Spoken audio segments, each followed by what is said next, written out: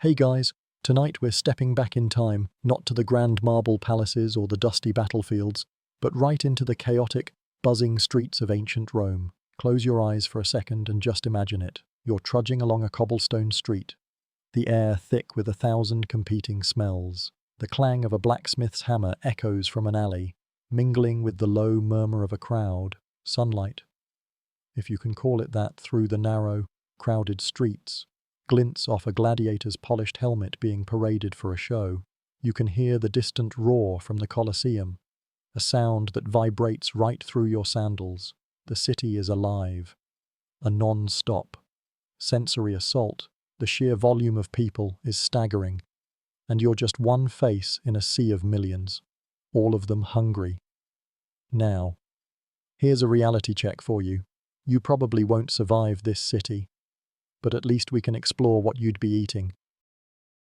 The sheer complexity and danger of life here would likely overwhelm you within a week, so before you get comfortable, take a moment to like the video and subscribe, but only if you genuinely enjoy what I do here. Tell me where you are and what time it is in the comments. I love to see how far these sleepy stories travel. Now, dim the lights, maybe turn on a fan for that soft background hum, and let's ease into tonight's journey together.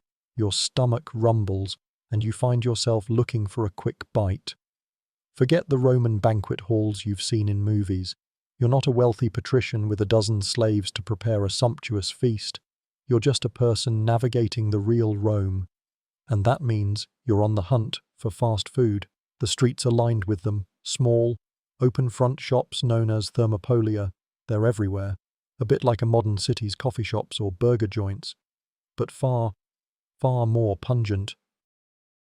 These places are the heart of Roman street life for the common person. The word thermopolium literally means a place where something hot is sold. That something was often a simple, fast meal. You can see the steam rising from a clay pot set into a marble counter, the air thick with the scent of spices and something fishy. Historians still argue whether the thermopolium was a sign of Rome's bustling efficiency or a symptom of its massive class divide. The wealthy had their own kitchens and chefs, but for the vast majority of the population who lived in small, multi-story apartments called insulae, cooking was difficult and dangerous. The risk of fire was immense. So they relied on these establishments. You'd see a wide variety of people here, from workers on their lunch break to people just grabbing a cheap meal before heading home. This was the original grab-and-go culture. Think of it as the Roman equivalent of a late-night kebab stand, but instead of greasy meat, you're getting a ladle full of hot chickpeas or a piece of cheese wrapped in a leaf. One of the most mainstream historical facts about Roman food is that the diet of the average person was heavily grain-based, usually in the form of porridge or bread. Meat was a luxury, but legumes like lentils and chickpeas were common and cheap. So, when you look at a thermopolium's offerings, you'd probably find bowls of pulties, a thick porridge of ground wheat or barley. It was the quintessential Roman comfort food, filling, warm, and easy to eat. It was the ancient version of a bowl of oatmeal, but a lot less sweet. You might also find freshly baked bread, still warm from the oven, which would be sold by the loaf or in smaller pieces. Now, for a quirky tidbit, some of these thermopolia had small altars inside them. You might see a vendor pause to pour a bit of wine or sprinkle a few grains of salt on the altar before serving a customer, a small offering to the gods for good business. It's a little reminder that even in the most mundane aspects of daily life, religion was never far away. You might have a similar feeling walking into a small business today that has a few lucky charms or religious symbols displayed by the counter. The more things change, the more they stay the same. You notice a person nearby slurping something from a small bowl. It smells potent. That smell, that fishy, almost rotten smell, is something you're going to get very familiar with. It's the scent of garum, and it is everywhere. But we'll get to that. For now, you just have to decide what you're going to get. A simple bowl of pulties, or maybe a slice of bread. The choices are simple, but the experience is anything but. The noise, the smells, the sheer, vibrant chaos of it all is a feast for the senses.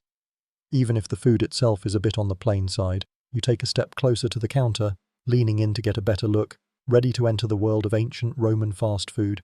You're standing in front of a thermopolium, and it's a lot more than just a counter. It's the beating heart of Roman street food culture. Imagine a stone or brick counter facing the street, with large, circular holes carved into the top. These aren't for show, they hold huge, earthenware pots called dolia. The pots are set into the counter, and below them, a charcoal fire or some kind of heating system keeps the contents warm.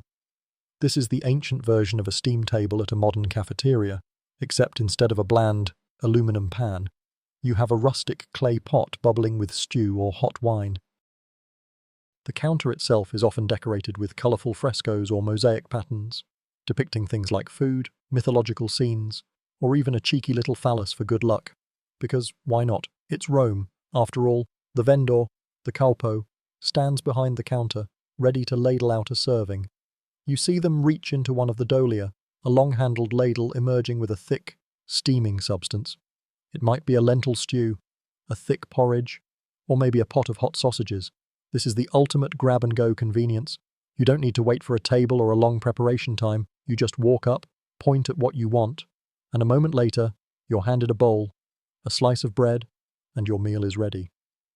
This kind of efficiency was crucial in a city as packed and fast-paced as ancient Rome. It was the original "I'll take it to go." Historians still argue whether the widespread use of these thermopolia contributed to the decline of traditional family cooking in the insulae. It's a bit like the modern debate about whether fast food is destroying the art of home cooking. For the average Roman citizen, the convenience and safety of buying a pre-cooked meal far outweighed the hassle of trying to light a fire in a cramped, multi-story wooden apartment building. The risk of starting a fire was so high that many landlords forbade tenants from cooking in their rooms, making the thermopolium a necessity, not just a luxury. The constant threat of your entire neighborhood going up in flames was a powerful incentive to just buy your dinner from a professional. A quirky historical tidbit about these places: archaeologists have found evidence of gambling and even prostitution operating out of some thermopolia, especially in places like Pompeii.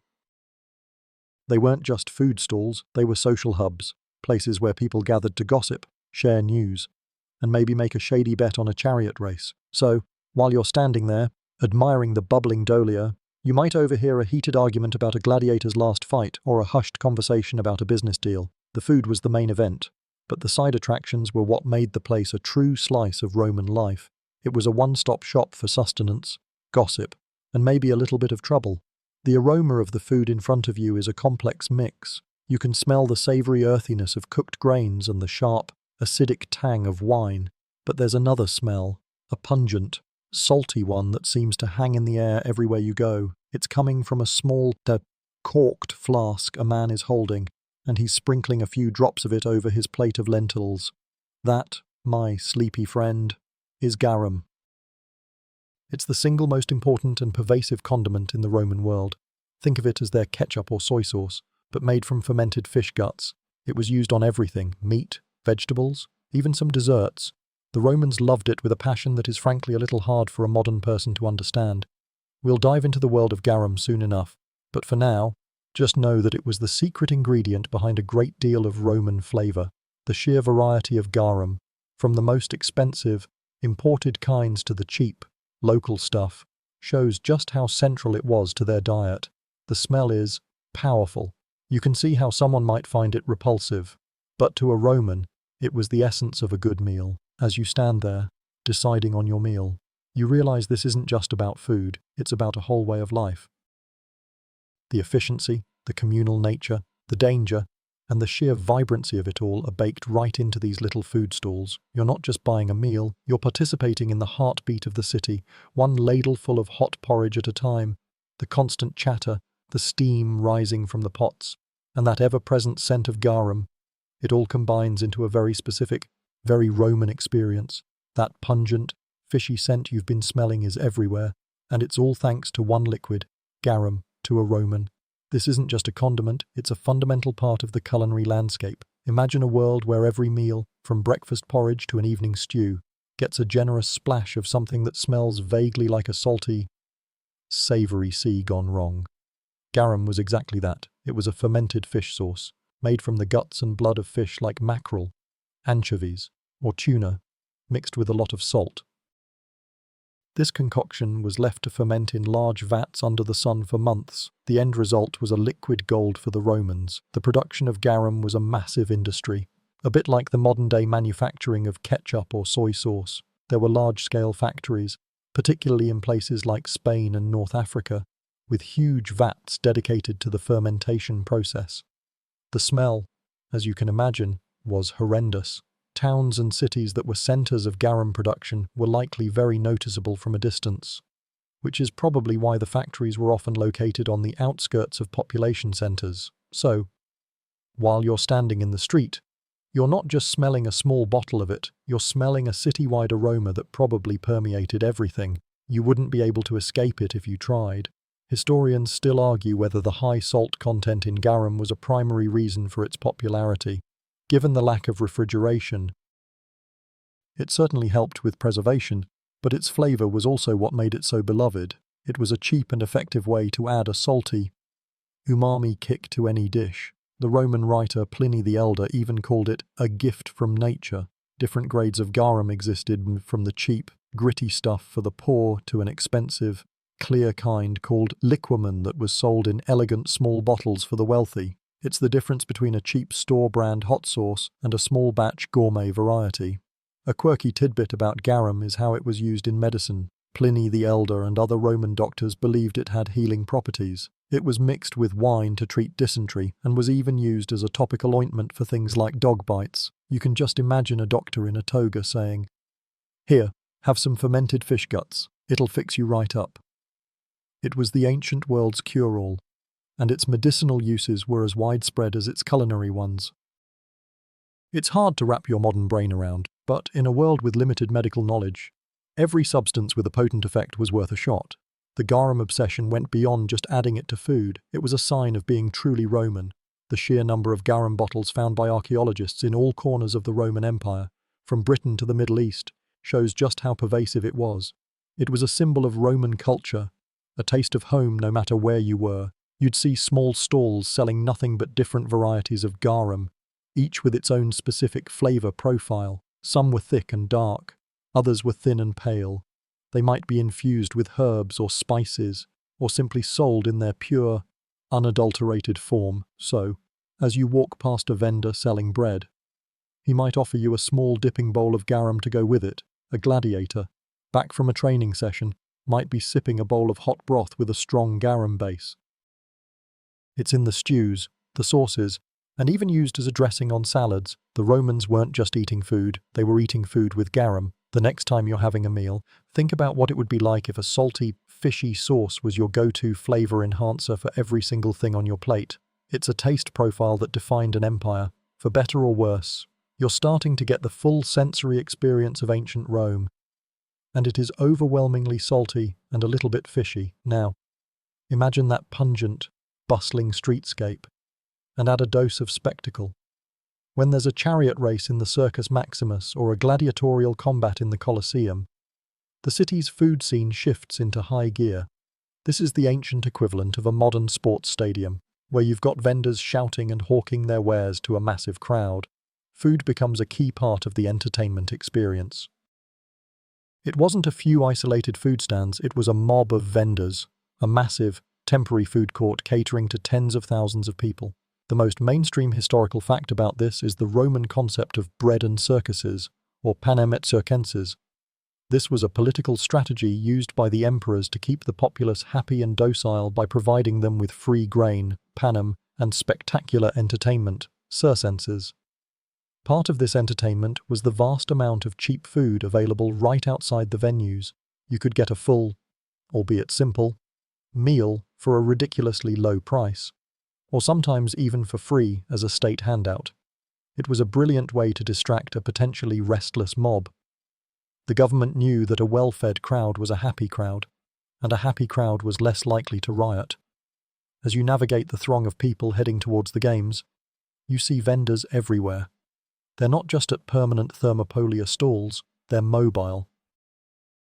They might have a small brazier on a handcart, grilling sausages or pieces of pork. Others are selling fruit, figs, dates, and grapes from wicker baskets. A particularly enterprising vendor might have a large pot of hot chickpeas or beans, serving them out in simple clay bowls. The air is thick with the scent of grilling meat, wood smoke, and, of course, that ever-present garum. It's a sensory overload, a whirlwind of sounds and smells that perfectly complements the chaotic energy of the games themselves. Historians still argue whether the Panem et Circenses policy was a cynical manipulation or a genuine effort to provide for the people. Some scholars see it as a clever form of social control, while others argue it was a necessary safety net in a city with no formal welfare system. It was both, really, a powerful tool for an emperor to earn the love of the people while simultaneously keeping them too busy and too full to think about rebellion. A quirky historical tidbit is that these vendors were often organized into a guild or a professional group. Much like other trades in Rome, they had their own patron deities and their own rules. The competition among them was fierce, and they'd often compete for the best spots to sell their food, just like modern-day food truck owners. You can imagine the jostling and the shouting, each vendor trying to get the attention of a potential customer. Hot sausages, fresh from the fire. They had to be loud and theatrical to be heard over the roar of the crowd. The food itself was designed for easy consumption. You couldn't sit down at a table, so everything was finger food or came in a simple bowl you could hold. You'd get a sausage on a stick, a handful of dried fruit, or a bowl of porridge that you could slurp down while watching a chariot race. It was the perfect fast food for a fast-paced environment. The Romans didn't invent the idea of eating at a sports event, but they certainly perfected it on a grand scale. You feel a bit like you're at a modern-day stadium, just without the overpriced hot dogs and lukewarm beer. Instead, you've got warm sausages and spiced wine. You're part of a tradition that's thousands of years old, fueled by the same basic need for entertainment and sustenance. After the chaotic energy of the Circus Maximus, you might crave something simpler, something that feels more like a staple than a spectacle. You find it in the quiet, dignified simplicity of bread and olive oil. This isn't just a snack, it's a foundational element of the Roman diet, a cornerstone of their civilization. You can see it everywhere, a baker carrying a fresh batch of loaves on his head, a street vendor pouring rich, green oil from a clay amphora. It's the kind of food that represents the bedrock of their daily lives, a stark contrast to the extravagance of the elite. The most mainstream historical fact about Roman bread is that it was subsidized by the state. This was part of the Panem et Circenses policy we mentioned, but on a more fundamental level, the Roman government went to extraordinary lengths to ensure a steady and cheap supply of grain for the city's populace. Massive grain shipments from Egypt and North Africa were a top priority, a matter of national security. When you hold a loaf of this bread, you're not just holding food, you're holding a political statement. Its availability and price were a direct measure of the emperor's competence and the stability of the empire. The most common kind of bread was a simple, flat, focaccia-like loaf made from wheat or barley flour. It was often a bit coarse, maybe with some bran mixed in, giving it a hearty, rustic texture. It was a blank canvas for other flavors, and that's where the olive oil comes in. Olive oil was the lifeblood of the Roman world, used for everything from cooking to lighting lamps to personal hygiene. You see a vendor with a large amphora of it, and he offers to drizzle a generous amount over a piece of bread for a few small coins. The oil is a deep green, with a peppery, slightly bitter taste that cuts through the simple flavor of the bread. Historians still argue whether the quality of the bread and oil was consistently good for the average person. While the state provided cheap grain, the milling and baking could be done by a wide variety of bakers, and the quality could vary wildly. Was it always a beautiful golden loaf? Or was it sometimes a hard, stale, and less than appetizing brick? The truth is probably somewhere in the middle. Like any major city, Rome had its share of both good and bad bakers. A quirky tidbit about Roman bread: loaves have been found in the ruins of Pompeii, carbonized but still recognizable. Some even have the baker's stamp on them, a sort of ancient branding iron that identified who baked the loaf. This little detail connects you directly to a person who lived thousands of years ago, a baker just trying to make a living. It's a tiny, tangible link to the past, a silent witness to a very normal day in a city that would soon be no more. Imagine the baker, maybe a slave, carefully stamping his mark on each loaf, completely unaware that in a few days, his entire city would be buried and his work would become a historical artifact. You tear off a piece of the bread and dip it into the pool of olive oil. The taste is simple, pure, and satisfying. It's the kind of meal you could eat every day and not get tired of. It's a taste of the Mediterranean, a flavor that is as old as the civilization itself. This wasn't a fancy dish meant to impress, it was honest, working-class sustenance. It was the food that built an empire, one simple loaf at a time. The combination of bread and olive oil was a cultural touchstone, a symbol of stability and nourishment. You finished the last piece, feeling a sense of peace that you didn't get from the clamor of the streets. This is what real Roman food was like. The simple elegance of bread and olive oil was a good start, but for the vast majority of Romans, a truly filling meal relied on something even more fundamental: legumes.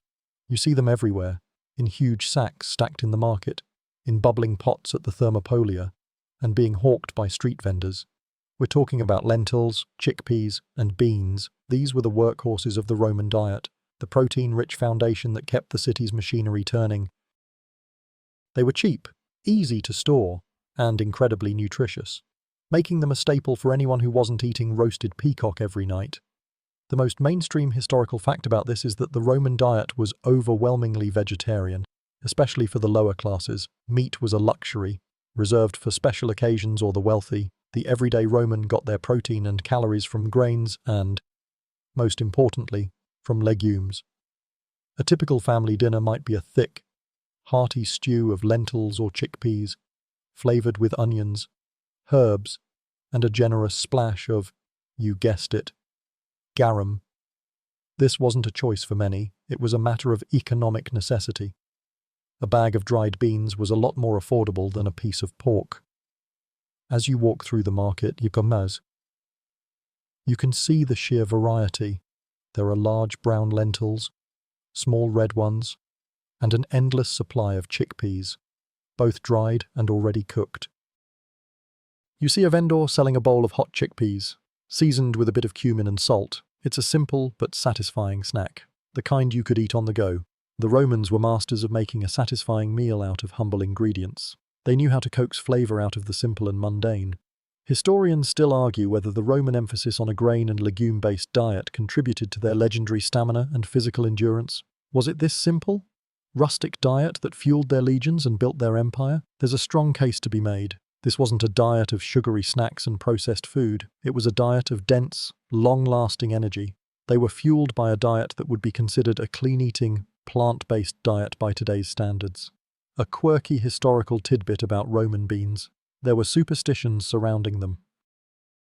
The philosopher Pythagoras, for instance, famously forbade his followers from eating beans, believing that they contained the souls of the dead. This shows how even the most common food item could be imbued with deep cultural and religious meaning. So while you're munching on your chickpeas, remember that to some, you're not just eating a legume, you're maybe messing with the afterlife. It's a very Roman way to think about things, where the sacred and the mundane are constantly intertwined. You see a family, a father, a mother, and a few children, sharing a single large bowl of lentil stew. They are eating with spoons made of wood or bone, scooping up the thick, savory mixture. Their faces are a picture of contentment. This is a very real glimpse into Roman life. Far removed from the lavish banquets of the rich, this is the food of the people, the fuel that ran the greatest empire the world had ever seen. The meal is simple, but it is enough. It is nourishing. And in a city as challenging as Rome, that is all that truly matters. You can feel a sense of calm in this simple scene. A break from the constant sensory assault of the city. It's a quiet moment, centered around a bowl of humble, life-sustaining legumes. You might think that a gladiator's diet would be all about blood and raw meat, but you'd be wrong. As you're walking near a ludus, a gladiator school, you see a group of the fighters finishing a meal. Their physique is impressive, but their meal is surprisingly humble. They're not feasting on roasted boar. They're eating what looks like a thick, grainy porridge. This is their version of a power meal, and it's mostly made of barley.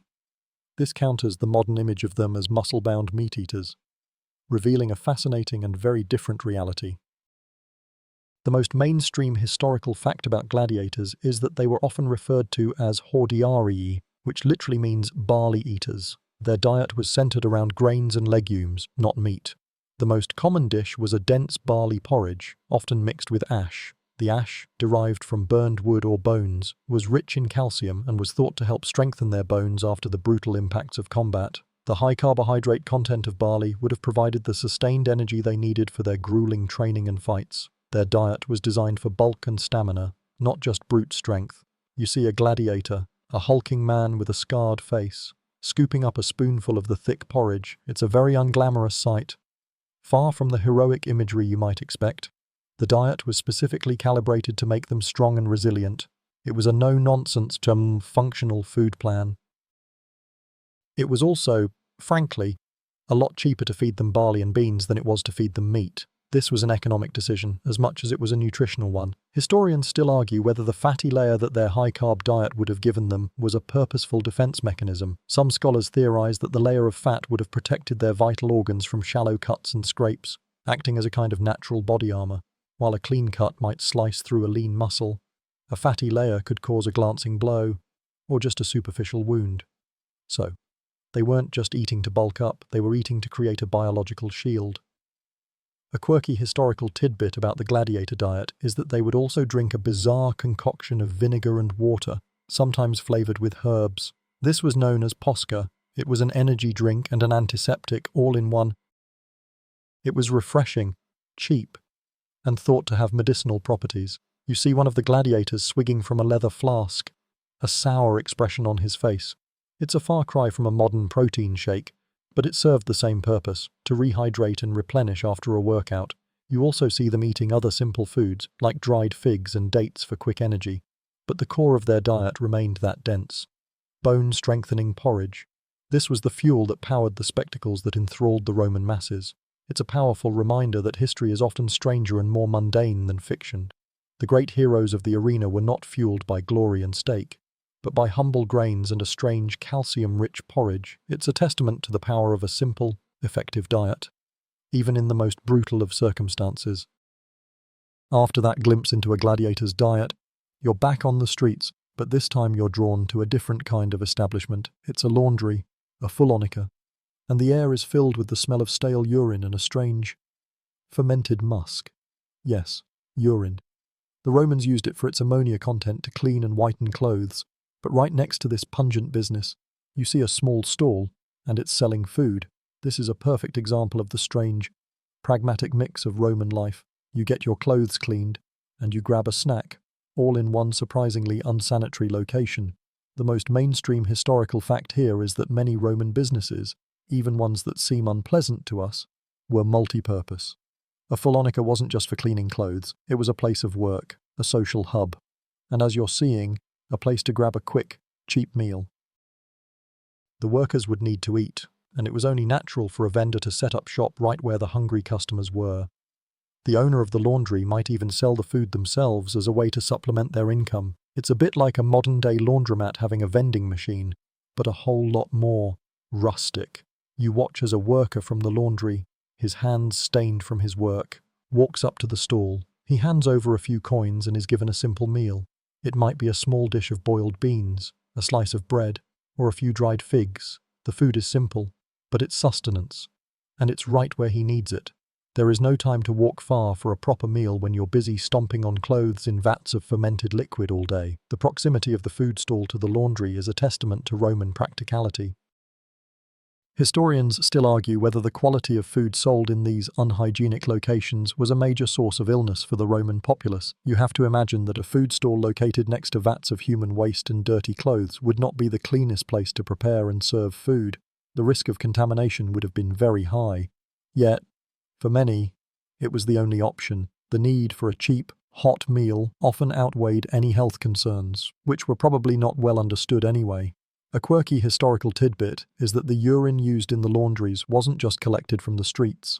Public urinals were a common feature in Roman cities, and some emperors, like Vespasian, even taxed the collection of urine from these places. This became a source of revenue for the state. When his son Titus criticized him for taxing such a foul substance, Vespasian held up a coin and famously said, "Pecunia non olet," or "money does not stink." So, that snack you're about to buy is literally a part of a government-taxed revenue stream, all centered around a laundry. It's an amusing and slightly gross thought that your small meal is part of the machinery of Roman public finance. You decide against buying anything from this particular vendor. The smell is just a little too overpowering. And the idea of food prepared so close to such a potent cleaning agent is more than your modern sensibilities can handle. You are starting to get a much more realistic picture of what ancient Rome was like, a mix of great engineering and incredibly questionable hygiene. The grand public works are just a few steps away from the grimy, everyday realities of life, and the food stalls are no exception. You move on, looking for a spot that is a little less aromatic. You've had a taste of Roman street food, but it's time to wash it down, and in ancient Rome, the drink of choice was almost always wine. You see it being sold everywhere, from the simplest street stalls to the grandest taverns, but don't imagine a sophisticated sommelier pouring a glass of fine vintage. Roman wine was a very different beast from what you're used to today. It was a universal beverage, consumed by all social classes, and it was a critical part of the Roman diet. The most mainstream historical fact about Roman wine is that it was almost never drunk neat. It was almost always mixed with water, often in a large bowl called a crater. You see a vendor pouring a splash of dark red wine into a clay cup and then topping it off with a larger amount of water from a jar. This wasn't because the wine was necessarily too strong, it was a cultural norm. To drink undiluted wine was considered a sign of a barbarian or a drunkard. It was something only the lowest of the low would do. The mixing of wine with water was seen as a sign of civility and moderation. The quality of the wine varied dramatically. At the lower end, you had cheap, sour wine that was often called posca when mixed with vinegar and water. It was the drink of soldiers and the poor. At the high end, you had rare, expensive vintages that were aged and spiced, imported from places like Greece or Sicily. These were the wines of the elite, the ones that would be served at a lavish banquet. But for the average person, wine was a simple, often rough, drink that was more about hydration and calories than it was about flavor. Historians still argue whether the practice of mixing wine with water was a health precaution. The Roman water supply, while often cleaner than in other ancient cities thanks to the aqueducts, could still contain bacteria. By adding alcohol to the water, they would have been, albeit unknowingly, killing some of the harmful pathogens. So, the cultural practice of diluting wine was likely also a very smart public health move, even if they didn't understand the science behind it. It's a funny thought, that their ideas of proper etiquette might have saved them from a nasty stomach bug. A quirky historical tidbit about Roman wine is that they sometimes added strange ingredients to it for flavor and preservation. They would add things like seawater to give it a salty flavor, or pitch from pine trees to seal the jars, which would impart a distinct, resinous taste. You might be offered a small cup of wine that tastes both salty and a little bit like a pine forest. It's an unusual flavor profile, but to a Roman, it was completely normal. You take a sip of the diluted wine you've been offered, it's a little sour, a little earthy, and very watery. It's not the rich, complex flavor you might expect from a modern wine, but it is refreshing, and it cuts through the lingering taste of garum from your last meal. It's a taste that connects you to the past. A simple drink that was a part of daily life for millions of people across a vast empire. You watch as a group of men sit and talk, each with a cup of the watered-down wine in their hand. It's a moment of shared culture, a small ritual that binds them together. You're not just drinking a beverage, you're participating in a social and historical tradition. The wine you just drank was watered down, but not all Roman drinking was so tame. You've seen the refined habit of diluting wine, but now you're about to see the opposite side of the coin, public drunkenness. In Rome, how you drank and how you behaved while drinking said everything about your social standing. The Roman streets, particularly at night, could become a very different and much more rowdy place, a stark contrast to the daytime order. The most mainstream historical fact here is that social class dictated acceptable behavior when it came to alcohol. For the wealthy elite, drunkenness was generally seen as a sign of a lack of self-control, something to be indulged in only during private, exclusive feasts. And even then, often with a sense of ironic detachment. A patrician who publicly stumbled through the forum in a drunken stupor would have been a laughingstock. His reputation would have been ruined. It was all about maintaining an image of dignity and sobriety. But for the lower classes, the rules were different. For them, public drunkenness was a much more common sight, often a way to escape the brutal realities of daily life. You're walking past a small tavern, a copona, and you can hear the loud, boisterous laughter and shouting from within. A man stumbles out, his face flushed, and he nearly falls into a passing cart. No one seems to pay him much mind. For this man, and many others like him, getting drunk was not an occasional indulgence, it was a regular part of his social life. The alcohol was often cheap, and the company was even cheaper. Historians still argue whether the Roman government was concerned about widespread public drunkenness as a threat to social order.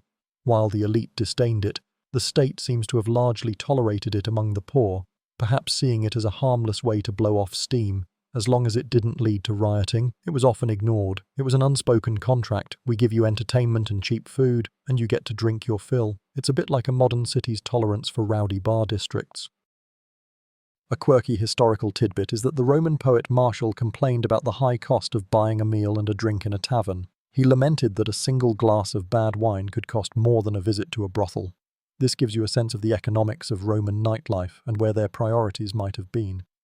It also shows that even in ancient Rome, some things never change. People complained about the price of a night out. You feel the atmosphere of the street change as the sun goes down. The orderly bustle of the daytime gives way to a more chaotic and, frankly, more dangerous vibe. The streets become less about business and more about pleasure, or what passes for it. The sounds of conversation, which were once about business and family, are now about gossip and drunken boasts. You are seeing the Roman world without its public face on, the unfiltered, unvarnished reality of a city that never truly sleeps. It's a bit unsettling, but it's a vital part of the story of Rome. You get a sense that for all their legendary discipline, the Romans were a people who knew how to let loose, even if it was just to forget their troubles for a few hours.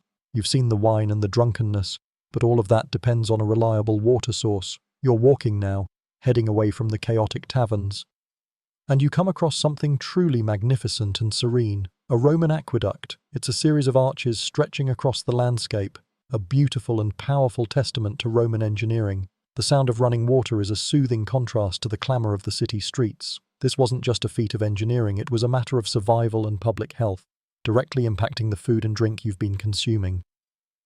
The most mainstream historical fact about Roman aqueducts is their sheer scale and genius. They weren't just simple channels. They were complex systems of tunnels, pipes, and bridges that transported fresh water from distant sources into the heart of the city. Rome had a total of 11 aqueducts, a network that supplied water for public fountains, baths, and, of course, private homes of the wealthy. The water was used for everything from drinking and cooking to sanitation. The fact that the city could support a population of over 1 million people was in large part due to this reliable supply of clean water. You walk towards one of the public fountains, and you can see a constant stream of fresh water pouring into a basin. People are filling their jars, and children are splashing in the cool water. For the average Roman, this was a lifeline. It was a source of drinking water that was likely much cleaner than the water they might find in a private well, which could be contaminated by waste. This clean, abundant water supply was a public good that helped prevent diseases and made a high-density urban lifestyle possible. Historians still argue whether the Roman water supply was truly clean by modern standards. While the aqueducts brought in fresh water, lead pipes were commonly used to distribute it within the city, leading to concerns about lead poisoning. The jury is still out on how much of a health issue this really was for the general population. A quirky historical tidbit about the aqueducts is how they were managed. There was an official called the curator aquarum, who was responsible for the upkeep and management of the entire system. This shows how seriously the Romans took their water supply. They also had a strict system for controlling who could tap into the aqueduct for private use, and those who did so illegally faced heavy fines. The aqueduct system wasn't a free-for-all, it was a carefully managed and highly valued public resource. The sight of this massive structure, bringing water to the city, gives you a new appreciation for the infrastructure that supported all the food and drink you've been seeing. You stop by a fountain and cup your hands, drinking the cool, refreshing water. It's a simple pleasure, but it's a taste of Rome's true power. This water is the reason a city of this size could even exist. Without it, the population would have been decimated by disease. It's a reminder that even the most mundane elements of life, like a drink of water, are often made possible by extraordinary feats of engineering and organization. This simple sip of water is a far cry from the sour, watered-down wine or the questionable liquids at the laundry. It's a pure, honest taste of Roman genius. The cool, fresh water from the aqueduct was a rare treat for many, but for most Romans, the true taste of daily sustenance came from a much simpler source: poultice. As you turn down a side street, you notice a small, makeshift cooking setup. A woman is stirring a large pot over a low fire, and the steam rising from it smells earthy and wholesome. This is the Roman equivalent of a comforting, home-cooked meal, even if it's being served on a street corner. Pultes was a thick porridge made from grains, usually spelt or barley, and it was the ultimate Roman comfort food. The most mainstream historical fact about pultes is its ubiquity. It was the original staple, the basic food for the poor and the hardworking. Before bread became the dominant form of grain consumption, this porridge was what fueled the average Roman. It was simple to make, requiring just grain and water, and it could be made more palatable with whatever was on hand: a few chopped onions, some herbs, a bit of olive oil, and, of course, a dash of garum. It was the perfect meal for a person with a full day of manual labor ahead of them, providing a slow release of energy that would last for hours. You can see a small group of people, mostly laborers and slaves, gathered around the pot, patiently waiting for a serving. They are served a scoop of the thick porridge into a simple clay bowl. It looks a bit lumpy and unappealing to your modern eyes, but to them, it's a warm, filling meal. It's a taste of simple nourishment in a city that often feels overwhelming and cold. For many, this was their main meal of the day, a constant they could rely on. Historians still argue whether the dominance of pultes in the early Roman diet was a sign of a more rustic, less sophisticated culture. As Rome grew more powerful and its trade routes expanded, the elite's diet became much more varied and extravagant. But for the vast majority of the population, the humble porridge remained the cornerstone of their meals. It was a food that was resistant to the whims of fashion and the rise of new culinary trends. It was a food that was all about function, not flair. A quirky historical tidbit about pultes is that it was a deeply ingrained part of Roman identity. The Greek poet and playwright Aristophanes once made a joke that to say someone ate pultes was the Greek equivalent of calling them a Roman. This shows how strongly the porridge was associated with Roman culture. It was more than just food, it was a cultural marker. It was a bit like saying someone eats pizza and implying they are Italian, but with a lot less flair. You watch as the woman stirs the pot, the steam rising in the cool air. The smell is comforting, a mix of cooked grain and savory spices. It's a smell that probably hasn't changed in thousands of years. It's a very real and very visceral connection to the past. This isn't the Rome of emperors and grand feasts. This is the Rome of everyday people, fueled by a simple bowl of porridge. You get a sense of the sheer endurance and resilience of these people. A strength that was built, one spoonful of pultes at a time. The woman hands a bowl to a man, and he nods in thanks before walking off, eating as he goes. This is Roman life, in its most basic and honest form. You've seen the food of the poor and the hard-working, but now you're getting a glimpse of the other side of Rome, the world of the elite. This isn't found in the bustling street stalls but in the quiet, secluded kitchens of a wealthy villa. The contrast is immediate and dramatic. The smells are different, too. Instead of the earthy scent of porridge and the pungent aroma of garum, you're smelling rich spices and the complex fragrances of exotic meats. The food of the Roman elite was a display of wealth, power, and their global reach, a literal taste of the empire. The most mainstream historical fact about the Roman elite's diet is its sheer extravagance and variety. They would eat things that seem bizarre to us today, not just as a novelty, but as a display of their ability to acquire the rarest ingredients from the furthest corners of the empire. You might be served a small plate of roasted dormice, followed by a cut of wild boar, and perhaps even a piece of ostrich. Yes, ostriches were imported from Africa for their meat and feathers. The feathers were for fashion, but the meat was for the table.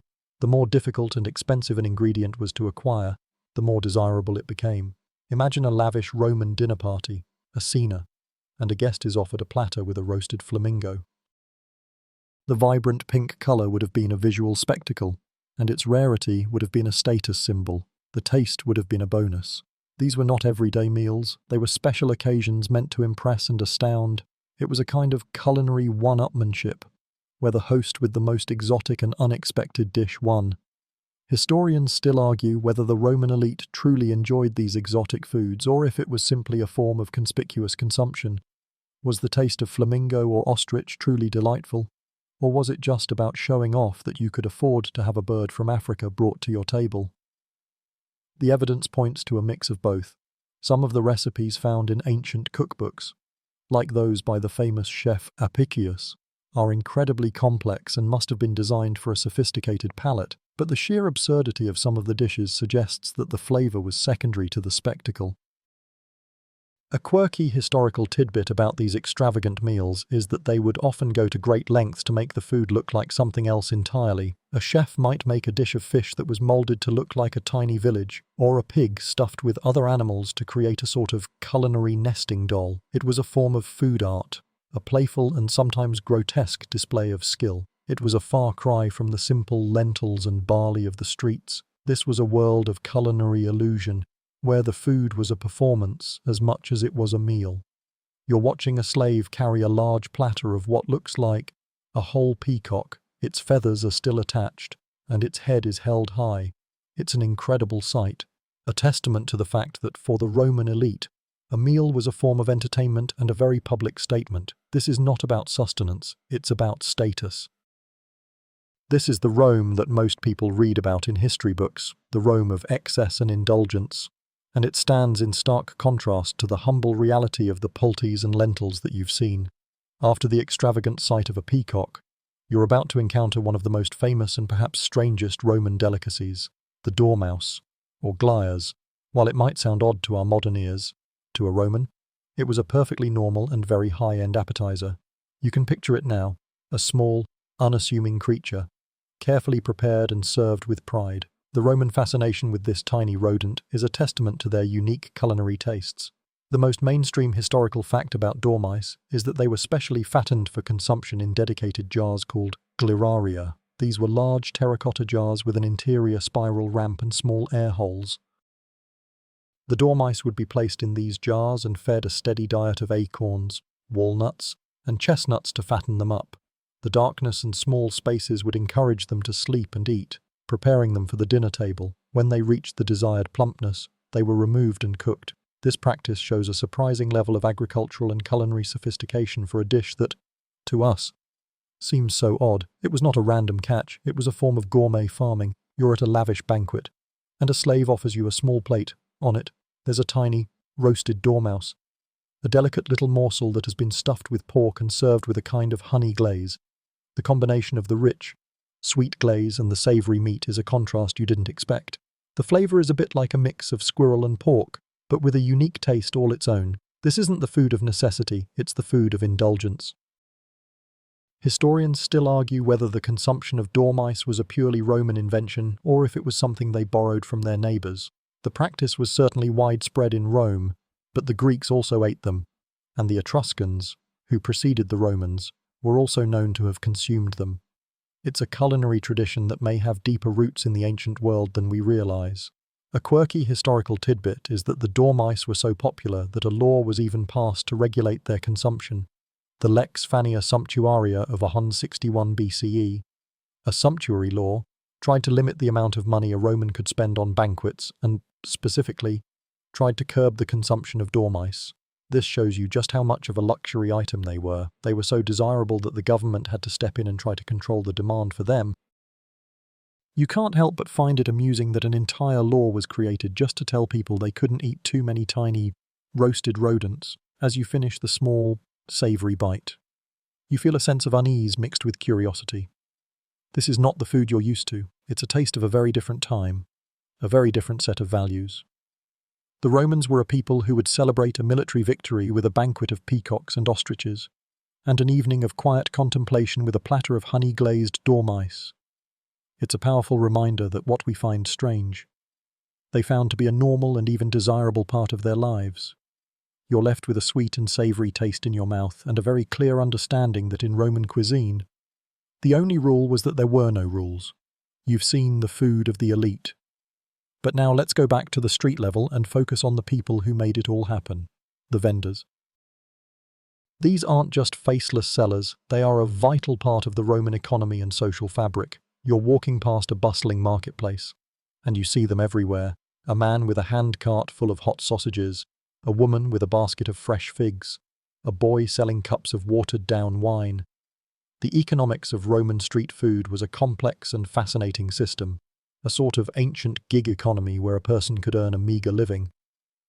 The most mainstream historical fact about these street vendors is that they often operated with very little capital. They couldn't afford to rent a permanent shop, so their business was mobile.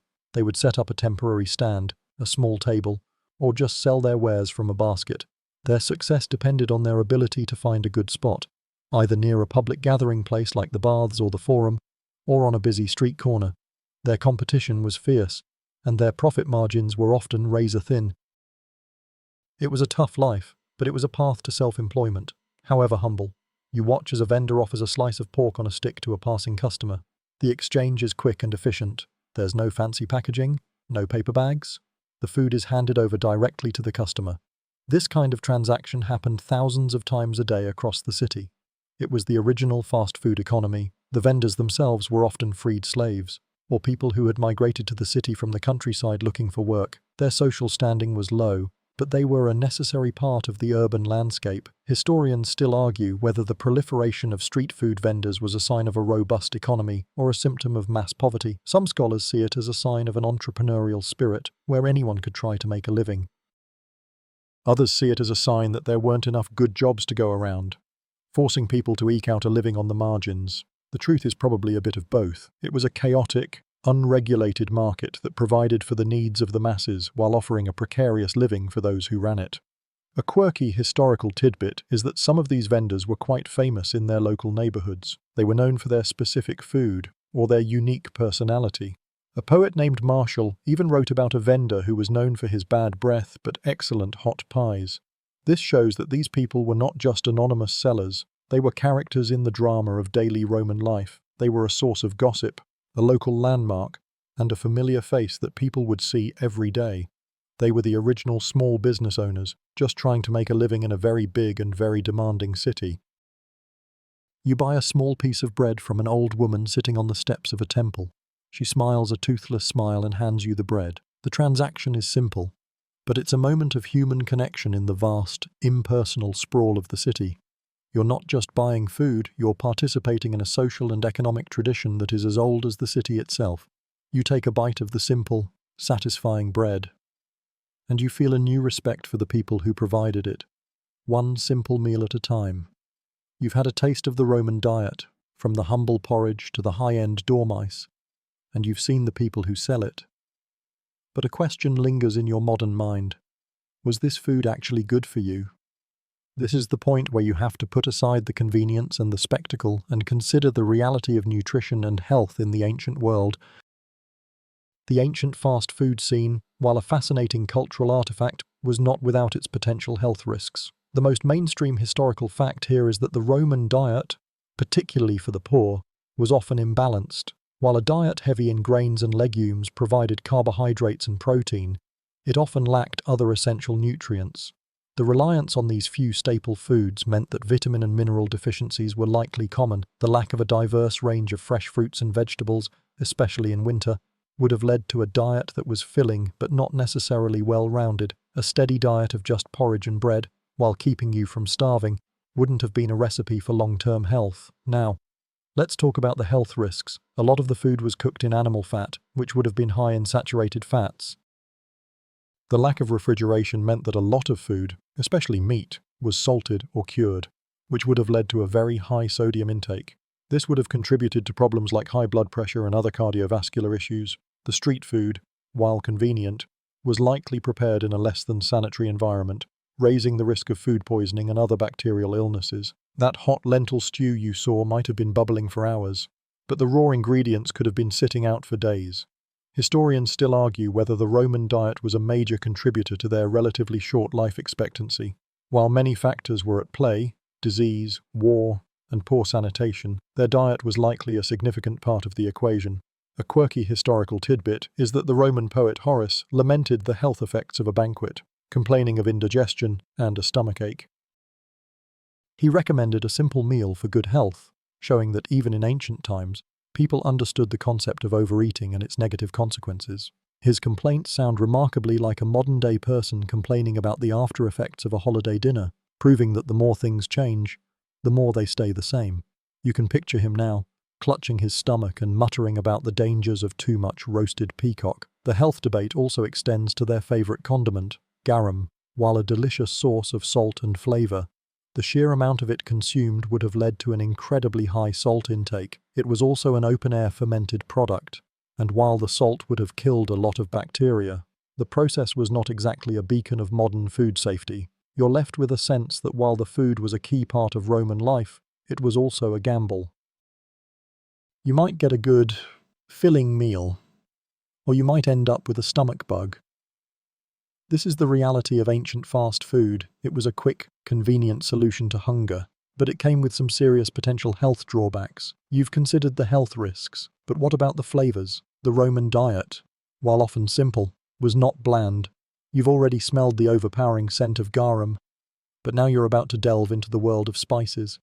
These weren't just for flavor, they were a display of wealth and a symbol of Rome's global reach. You walk through a bustling market and the air is no longer just of grain and fish sauce. Now it's rich with the complex, exotic aromas of cinnamon, pepper, cumin, and saffron. The most mainstream historical fact here is that the Romans were avid consumers of spices, and they built vast and complex trade routes to acquire them. Spices like black pepper came all the way from India, while cinnamon and cassia were imported from distant lands like China and Sri Lanka. These spices were not cheap, they were incredibly expensive luxury items. A small bag of black pepper could be worth as much as a slave's annual wages. This high value meant that they were used sparingly and often as a way to show off a family's wealth. You watch as a merchant carefully weighs out a small amount of peppercorns on a delicate scale. The customer, a well-dressed woman, watches with a keen eye. This is not a casual purchase, it's a significant investment. She might be preparing for a special dinner party, where the use of these spices would be a subtle but powerful signal of her family's status. They would be used to flavor a dish of roasted boar, or perhaps to spice a special wine. Historians still argue whether the Roman love for spices was a way to mask the taste of spoiled food. While this might have been true for some dishes, the sheer complexity of the recipes found in cookbooks like Apicius suggests that the Romans genuinely appreciated and understood the nuances of these flavors. They weren't just trying to cover up a bad taste, they were trying to create a complex and layered one. The use of spices was an art form, not just a practical necessity. A quirky historical tidbit is that Romans believed some spices had medicinal properties. For instance, pepper was not just used to flavor food, it was also used to treat various ailments. Pliny the Elder wrote about its use as a remedy for everything from indigestion to fevers. You can imagine a Roman doctor prescribing a spoonful of pepper for a patient with a stomachache. A bizarre but logical practice for the time. This dual use of spices as both a culinary and medicinal agent highlights their high value and importance in Roman society. The trade routes that brought these spices to Rome were a logistical marvel. They were a web of land and sea paths that connected the Roman Empire to the farthest corners of the known world. The ships that carried the spices were often armed. As the cargo was so valuable it attracted pirates, the journey was long and dangerous, and every single peppercorn, every stick of cinnamon, and every thread of saffron was a testament to the power and reach of the Roman Empire. You can feel the weight of this history in your hands as you hold a single peppercorn. It's a tiny, unassuming thing, but it represents a vast network of trade, risk, and human ingenuity. It's a flavor that links Rome to a global market. You've had a taste of the savory and the salty. But what about the sweet? In ancient Rome, there was no refined white sugar. So, how did they satisfy their cravings for something sugary? The answer lies in the natural world, in the simple, wholesome sweetness of honey and fruit.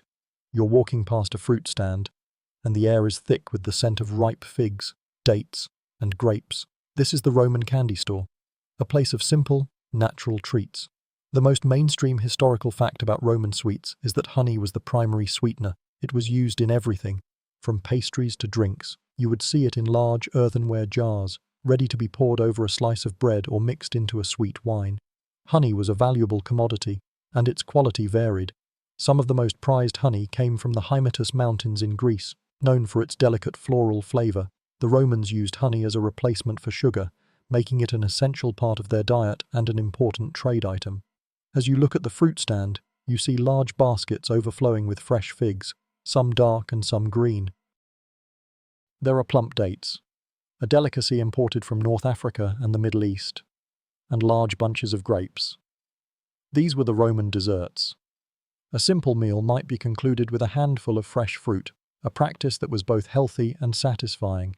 For a more elaborate sweet, they might make a kind of fruitcake with dried fruit, nuts, and honey.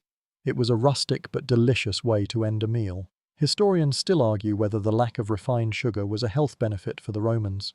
Without the high fructose corn syrup and processed sugars of today, their diet was likely much lower in empty calories.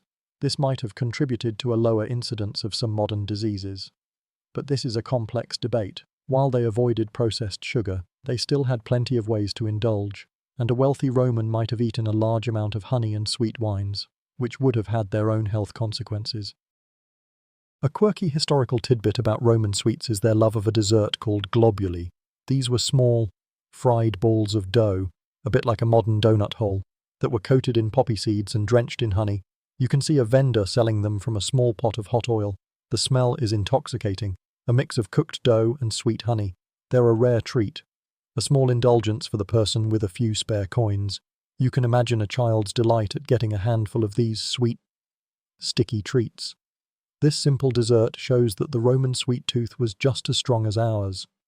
Even if their methods were a bit different, you buy a handful of dates from a vendor. They are soft and incredibly sweet, a burst of flavor that feels both ancient and familiar. This is the taste of a Roman dessert, a simple, natural sweetness that comes from the land. It's a very different experience from the high sugar, highly processed foods of today. It's a taste that connects you to the past, a simple pleasure that has been enjoyed by people for thousands of years. You are reminded that even without all the modern conveniences, the Romans found a way to make life a little bit sweeter. You've seen the street vendors and the grand banquets, but there's a crucial part of Roman food culture you haven't considered yet: the home. For the average Roman, eating a meal at a public establishment was a necessity, but for the wealthy, it was a social taboo. The act of eating out, in a thermopolium or a corpona, was seen as low class, a sign that you were too poor to have a kitchen and chefs. This created a strong social divide, where dining was not just about food, but about reinforcing one's status. The most mainstream historical fact here is that the Roman elite considered dining at home, in a formal and private setting, to be the pinnacle of social life. A wealthy Roman would host a cena, or a dinner party, in a specially decorated dining room called a triclinium. The guests would recline on couches, arranged in a U-shape, and be served a multi-course meal by a host of slaves. This was a place for political maneuvering, intellectual conversation, and a display of a family's wealth and power. It was the complete opposite of a quick meal at a street stall. You can imagine the scene: a rich Roman, dressed in a pristine toga, reclining on a plush couch, a glass of spiced wine in his hand. He is served a delicate appetizer of roasted dormice, followed by a main course of exotic meats. The food is not just for sustenance, it's a form of entertainment, a spectacle. The host would talk about his latest business ventures or his political connections, all while his guests admired the lavishness of the meal. This was a powerful way to reinforce one's place in the social hierarchy. To even be invited to such a feast was a sign of your own status. Historians still argue whether this social stigma against eating out was a sign of a truly aristocratic society or a symptom of the Romans' obsession with appearances. Was it a genuine distaste for public dining, or was it just a way for the rich to create a visible and exclusive social barrier? It was likely a bit of both. The elite saw themselves as a class apart, and their food and dining habits were a powerful way to signal that difference. The idea of rubbing elbows with a commoner at a street stall would have been a deeply unsettling thought for a Roman patrician. A quirky historical tidbit is that the Roman poet Juvenal, in his satires, complained bitterly about the social hypocrisy of these dinner parties. He wrote about a host who would serve his guests cheap, stale food while he and his inner circle dined on the finest delicacies. This shows that even in ancient times, the line between social performance and reality was often blurry. So while a Roman might be at a fancy dinner, he might not always be getting the best food. This speaks to the fact that for all their posturing, Roman society was still rife with insincerity and snobbery. You are left with a sense that for the Roman elite, food was rarely just food. It was a tool, a weapon, and a social marker. The act of eating was deeply political and social, and a simple meal could say more about a person than 1,000 words. The food you saw at the Thermopolia was for fuel, but the food you see at these banquets is for power. It's a powerful contrast that shows you how deeply a society's food habits are tied to its culture and class structure. You've seen the daily meals and the grand banquets. But what about the holidays? The Roman calendar was full of festivals, but none was as chaotic and food-centric as Saturnalia. This was the ultimate Roman party, a week-long celebration that turned the social order on its head and centered around an unending series of feasts. It was a time of pure, unadulterated revelry, and the food was as wild as the social norms that were being inverted. The most mainstream historical fact about Saturnalia is that it was a festival dedicated to the god Saturn, the god of agriculture and wealth. It was celebrated in mid-December, a bit like the modern Christmas holiday. During this time, all business and school were suspended, and social roles were reversed. Slaves were given temporary freedom, allowed to wear their master's clothing, and even served at the dinner table. It was a brief but powerful moment of social anarchy, where the usual rules of Roman life were suspended. As you walk through the streets during Saturnalia, the atmosphere is electric.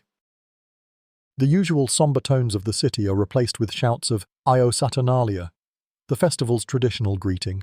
The air is filled with the smell of roasting pork and honey cakes. Food, which was usually a sign of one's class, was now a shared experience. The streets are a non-stop feast. Vendors are handing out free food, and people are sharing meals in the streets. It's a bit like a giant citywide potluck. Historians still argue whether Saturnalia was a genuine safety valve for a rigid social system or a cynical ploy by the elite to give the masses a false sense of power. Was it a real moment of freedom for the slaves, or was it just a way to keep them happy for another year of servitude? It was likely a bit of both. The freedom was temporary, but the psychological release it provided was very real. It was a way for the Romans to blow off steam and reassert their social bonds before returning to the rigidity of their class structure.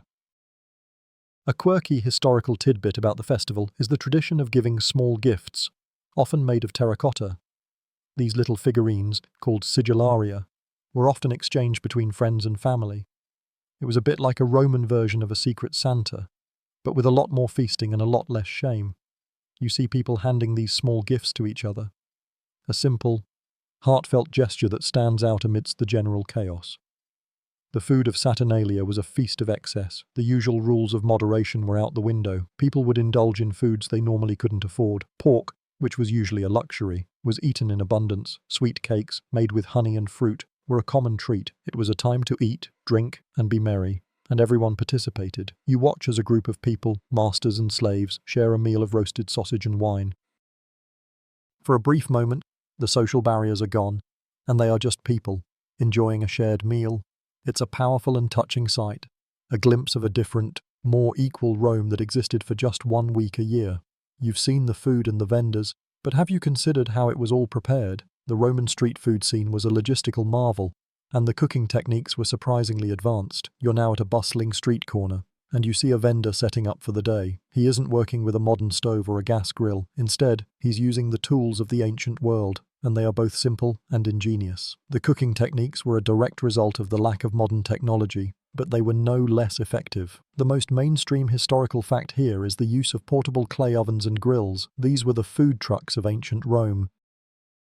A vendor could set up a small brazier, a portable charcoal stove, and a grill, and they were open for business.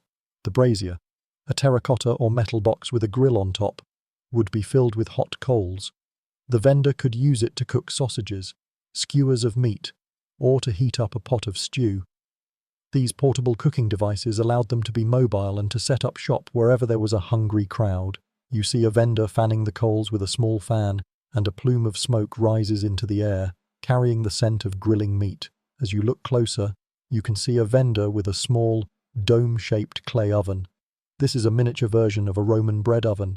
He's using it to bake small, flat breads on the spot. It's a bit like a modern-day pizza oven, but on a much smaller scale. He would heat the oven with hot coals, and then, once it was hot, he would place the dough inside. In a few minutes, he would have a fresh, hot loaf of bread to sell. This kind of on-the-spot baking was a way to attract customers with the promise of fresh, hot food. Historians still argue whether the use of charcoal and open fires in these street-level setups contributed to a higher incidence of respiratory illness in the Roman population. The air in the city would have been filled with the smoke and soot from thousands of these little fires. day and night. While it made for delicious food, it was not exactly a beacon of clean air. This is a great example of how a simple aspect of daily life could have had a profound and unseen effect on the health of the population. A quirky historical tidbit is that some street food vendors would use a portable frying pan, a simple bronze or iron vessel, to cook small fritters or savory cakes. The oil, likely a cheap olive oil or animal fat, would sizzle and pop, attracting customers with the sound and the smell. You see a vendor flipping small cakes in a pan, and the golden brown color and the sweet, savory scent are irresistible.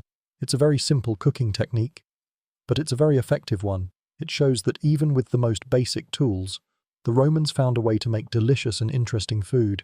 The ingenuity of these vendors is something to be admired.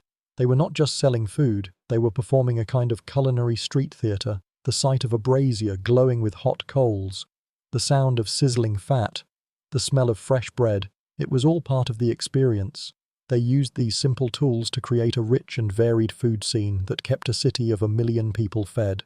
This is the real, unvarnished story of Roman fast food, a story of ingenuity, hard work, and delicious, smoky flavors. You've seen the vendors and their ingenious cooking methods, but you can't ignore the fact that behind every pot and every brazier was often a person whose labor was not their own. The Roman food industry, from the grand feasts of the elite to the simple street stalls, was built on the foundation of slavery. Slaves were the cogs in this massive machine, the silent workforce that made it all happen. Their role in food preparation and service was absolutely central to Roman life. The most mainstream historical fact here is that slavery was a fundamental part of the Roman economy and society. In the realm of food, slaves served a vast range of roles. A wealthy household would have a large staff of kitchen slaves, from the head chef, or archimagirus, who was a highly skilled and often well-paid professional, down to the lowliest kitchen worker who would do the mundane tasks of cleaning and fetching water. The social and economic status of a slave often depended on their skill and their master's needs. A skilled chef could command respect and even a high price, while a common kitchen worker was just another piece of property. You're walking past a grand villa, and you can see a team of slaves through an open window, working in a bustling kitchen. They are moving with a quiet efficiency, each one performing a specific task. One is grinding spices with a mortar and pestle, another is chopping vegetables, and a third is tending a large oven. The air is filled with the heat and the sounds of a dozen different tasks happening at once. This isn't a modern kitchen, it's a world of manual labor and constant motion. The sheer amount of work required to prepare a single Roman banquet was staggering, and it was all done by human hands. Historians still argue whether the widespread use of slave labor stifled culinary innovation in Rome. Some scholars believe that because labor was so cheap and abundant, there was little incentive to invent time-saving devices or more efficient cooking methods. Why invent a complex machine when you could just throw a dozen slaves at a problem? This is a great example of how social structures and economics can shape technological development. The Romans were brilliant engineers, but their genius was often applied to grand public works, not to the mundane tasks of the kitchen.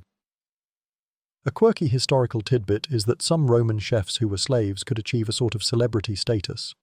The writer Petronius, in his satirical novel The Satyricon, describes a feast where a slave chef performs a kind of culinary show, serving a whole roasted pig that, when cut open, revealed live sausages inside. This shows that while their status was low, a talented slave could become a kind of artist, celebrated for their skill and creativity. It's a strange mix of the mundane and the spectacular, the servile and the artistic. As you continue on, you see a vendor at a street stall. He's a free man, but he is still serving the food he prepared with his own hands. You realize that the food you've been eating, from the simplest to the most complex, is all a product of a society that relied on the labor of others. It's a sobering thought, a reminder that the culinary wonders of Rome were built on a foundation that was anything but wonderful for many. The delicious food you've been seeing is a result of a massive, unacknowledged workforce. You've seen the nuts and bolts of Roman food, but as the empire grew and changed, so did its palate. The narrative now shifts to a later period, a time when the Roman Empire was no longer just about Roman traditions but was being influenced by the vast, diverse cultures it had absorbed. The biggest influence came from the East, particularly from the Byzantine Empire. The continuation of the Roman Empire in the East, this influx of new ideas, ingredients, and flavors began to change the very nature of Roman cuisine. The most mainstream historical fact here is that the Byzantine influence on Roman food brought a new level of sophistication and a new set of ingredients. The East was a source of exotic spices and fruits, but also of new culinary techniques. The Byzantines were masters of complex sauces, and their cooking often involved more layers of flavor than the simple, rustic fare of early Rome. They were also more skilled with pastries and desserts, bringing a new sweetness to the Roman table. This wasn't a sudden change. It was a slow, gradual infusion of new ideas that would eventually transform Roman cooking. As you walk through a later Roman marketplace, you notice a few things that weren't there before. There are new spices, like mace and cloves, that have come from the East. You also see new fruits, like pomegranates and citrons, that have made their way to Rome through the bustling trade routes. The food vendors are also changing. You see a vendor selling a kind of sweet pastry, something you haven't seen before. It's a small, intricate cake, a testament to the new level of culinary skill that is coming from the East. Historians still argue whether this influx of Eastern culinary traditions was a sign of Rome's decline, a weakening of its core identity, or a sign of its adaptability and resilience. Some scholars see it as a loss of Romanness, a dilution of their original, simple diet. Others see it as a necessary evolution, a sign that the empire was absorbing and incorporating the best of the cultures it had conquered. The truth is probably somewhere in the middle. The Byzantines brought with them a sophisticated, and in many ways, more refined culinary tradition. The Romans were smart enough to adopt and adapt these new ideas. A quirky historical tidbit is that the Byzantines had a sweet tooth and a love of complex pastries that the early Romans would have found strange. They had a kind of cheesecake that was made with honey and cheese and was considered a delicacy. They also used more sugarcane, which was still a rare import, but was more common in the East. This is a far cry from the simple honey and fruit of early Rome. It's a testament to the fact that food, like culture, is a constant state of flux. The food you are now seeing is a fusion of Roman and Eastern ideas, a delicious blend of two different worlds. You try a piece of a pastry, a small honey cake. It's sweet and flaky, a taste that is both familiar and new. It's a taste that shows you the Roman Empire was a lot more than just a single, monolithic culture. It was a dynamic, ever-changing entity that was constantly absorbing new ideas and traditions. The food you've just eaten is a powerful reminder that history is not static. It is a living, breathing thing that is constantly being shaped and reshaped by the people and cultures that inhabit it. You've seen the influence of the East, but now let's talk about a group of Romans whose diet was a matter of life and death, and whose meals were not a matter of choice but of strict discipline. The Roman soldier. You're no longer in the bustling city streets. You're now in a military camp, and the air is filled with the scent of wood smoke and the low murmur of thousands of men. The food of the legionary was designed for function, not for pleasure. It was a caloric machine, built to fuel an army that marched for thousands of miles. The most mainstream historical fact about the Roman soldier's diet is that it was surprisingly nutritious and varied. The standard ration was a daily allotment of grain, usually wheat. This was the most important part of their diet. They would grind it and turn it into a kind of hard biscuit or a simple porridge, but the army also provided them with other provisions. They would get a daily ration of meat, usually salted pork or beef, and a portion of cheese, which would have been an important source of fat and protein. They also got vegetables and legumes, things like beans and lentils, that were grown or purchased along the way.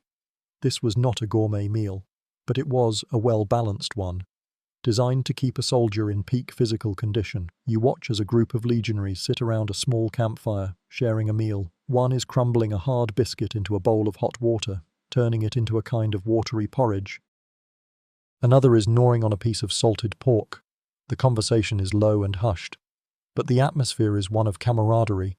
This is a very different kind of eating than what you saw in the city. There is no fanfare, no pretense. It's just a simple act of nourishment, a necessity of their brutal life. Historians still argue whether the Roman army's diet was a major advantage over their enemies. Did their consistent, high-calorie, and nutritious meals give them an edge on the battlefield? It's a compelling argument. A well-fed army is a strong army, and the Romans were masters of logistics. They would set up supply chains to ensure that their legions were always fed. Even in the most remote parts of the empire, this was a massive undertaking, but it was one that was a top priority. The Roman military knew that an army marches on its stomach, and they did everything in their power to make sure their stomachs were full. A quirky historical tidbit is that the Roman soldier's diet was so important that it was often used as a form of punishment. A soldier who was insubordinate might be put on a diet of just barley, a food that was considered inferior to wheat. This was a subtle but effective way to humiliate a soldier, a form of public shaming that didn't involve physical violence. It's a powerful reminder that in the Roman world, food was not just for nourishment, it was a tool of control and a reflection of one's place in the hierarchy. Even in the army, you are left with a new respect for the Roman soldier. Their life was one of constant hardship, but their diet, while simple, was an integral part of their success. It was the food that fueled their marches, that gave them the strength to fight, and that kept them going in the face of incredible odds. You get a sense that this was a food that was about more than just taste. It was about survival. We've talked about the Roman soldier's diet, but let's go back to the gladiator for a moment. We've established they were the barley eaters, but their diet was more complex than just a simple porridge. You see a gladiator, his intense training session over, sitting on a bench. He's not reaching for a roasted sausage, but for a small, simple piece of dried fruit. That piece of fruit, the humble fig, was a vital part of their diet. It was the ancient world's version of a fast-acting energy gel, a quick source of fuel for a body pushed to its absolute limits. The most mainstream historical fact about figs and gladiators is that they were a common and highly valued part of their diet. Figs were a source of natural sugar, providing a quick burst of energy that would have been essential before a fight. They were also full of fiber and minerals, which would have helped with digestion and overall health. The figs were often dried, which made them easy to store and transport, and they were a staple in the gladiator's ration. This simple fruit was a critical part of their nutritional plan. You watch as the gladiator eats a few figs. His movements are slow and deliberate, a stark contrast to the explosive violence of his training. The sweetness of the fig seems to calm him, a small moment of peace in a life of constant brutality. The fig was more than just food, it was a psychological comfort, a little taste of sweetness in a life that was often bitter. It was the food of a man who knew he might not see tomorrow, and who savoured every small pleasure he could. Historians still argue whether the gladiatorial diet was scientifically designed or just a matter of convenience and cost. While the focus on barley and figs seems smart from a modern nutritional standpoint, it's hard to know if the Romans had a deep understanding of the science behind it. Was it a coincidence that their cheap, abundant food sources were also nutritionally sound for a fighting man? Or was it a result of careful observation and trial and error over many years? The truth is likely somewhere in the middle, a kind of intuitive nutrition that was learned through practice, not a scientific study. A quirky historical tidbit is that figs were also used in a symbolic way in Roman culture. They were associated with fertility and abundance and were often given as a gift. So, the gladiator wasn't just eating a snack, he was eating a food that had a rich cultural and religious meaning. You can imagine a fan, a young woman perhaps, tossing a fig to a gladiator as a sign of affection or good luck. The fig was a sign of life and hope, a beautiful and poignant contrast to the gladiator's violent and dangerous profession. As you stand there, watching the gladiator, you feel a new respect for him and the simplicity of his life. He wasn't a god, just a man, fueled by the simplest of foods. The food you've been seeing, from the most lavish to the most humble, all has a story. And the story of the fig is a particularly touching one. It's a tale of simple nourishment and a small moment of sweetness in a brutal world. It's a powerful reminder that in the grand drama of Roman life, the small, quiet details often tell the most profound stories. You've seen the food of the gladiators and the soldiers. But where did all the knowledge about these meals come from? The answer is in a single book, a document that gives us a rare glimpse into the culinary world of ancient Rome. You're walking through a library, a quiet, cool place far from the chaotic streets. and you're holding a copy of Apicius, the oldest surviving cookbook from the Roman world. This book is a treasure trove of information, a manual for Roman chefs, and a testament to their love of food. The most mainstream historical fact about Apicius is that it's a collection of Roman recipes, likely compiled in the 4th or 5th century CE, while it's named after a famous gourmand, Marcus Gavius Apicius, who lived much earlier. The book we have today is thought to be a later compilation of recipes from his time and beyond. The book is not organized like a modern cookbook, it's a series of short, often vague, instructions that were likely meant for a professional chef who already had a good understanding of the basics. The recipes are often very complex, calling for rare ingredients and elaborate preparations, which shows you that this was a cookbook for the wealthy, not for the common person. You flip through the pages, the recipes are a bit strange to a modern eye. There are recipes for roasted flamingo, peacock, and yes, even dormice, but there are also recipes for more common dishes, like lentil stew and a simple vegetable dish. The book is a mix of the exotic and the mundane, a reflection of the wide range of Roman cuisine. The recipes are filled with spices like pepper, cumin, and coriander, and often call for generous amounts of garum. It's a book that's full of flavor, but also a bit full of mystery. The instructions are not always clear, and a modern chef would have to do a lot of guesswork to recreate a dish. Historians still argue whether the cookbook was a practical guide or more of a literary collection of recipes. Some scholars believe that the recipes were actually followed by Roman chefs, while others argue that some of them are so outlandish that they must have been meant as a kind of culinary showboating. Was the recipe for a roasted pig stuffed with sausages, birds, and other animals meant to be cooked? Or was it just a fantastical description of a grand feast? The truth is likely a mix of both.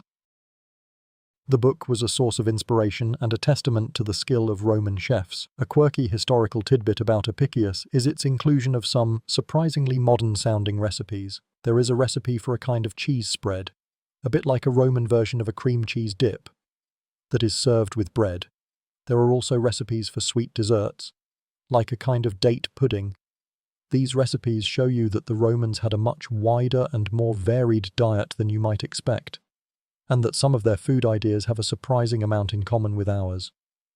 The book is a powerful reminder that while much of the Roman world is gone, their love of food is a tradition that has endured. You close the book, feeling a deep connection to the past, a connection that is bound by a shared love of a good meal. You've explored the recipes and the food, but you must be wondering how they managed to keep it all from spoiling. In a world without electricity or refrigeration, food safety was a daily challenge, a constant battle against heat, bacteria, and decay.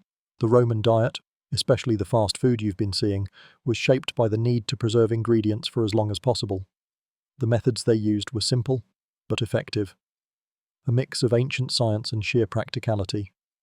The most mainstream historical fact here is that the Romans relied heavily on salting, smoking, and fermentation to preserve their food. Salt was the most important tool. You can see it everywhere, in large sacks in the marketplace, and in the salt works near the coast. Meat, particularly pork and fish, would be heavily salted to draw out the moisture, creating a hostile environment for bacteria. This is where the famous garum comes from, a fermented fish sauce that used salt as a key ingredient.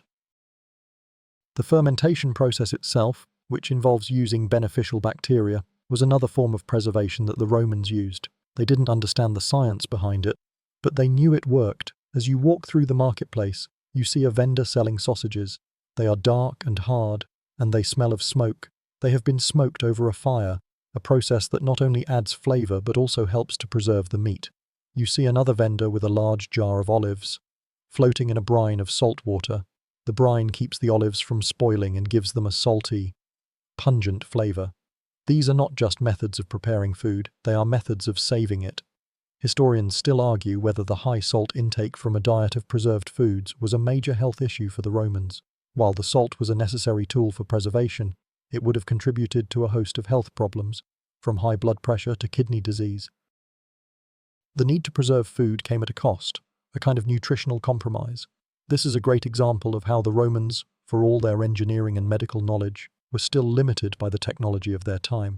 The problem of food spoilage was a constant and pressing one. A quirky historical tidbit about food preservation is the use of honey. Honey, A natural antiseptic was used to preserve fruit and other sweet foods.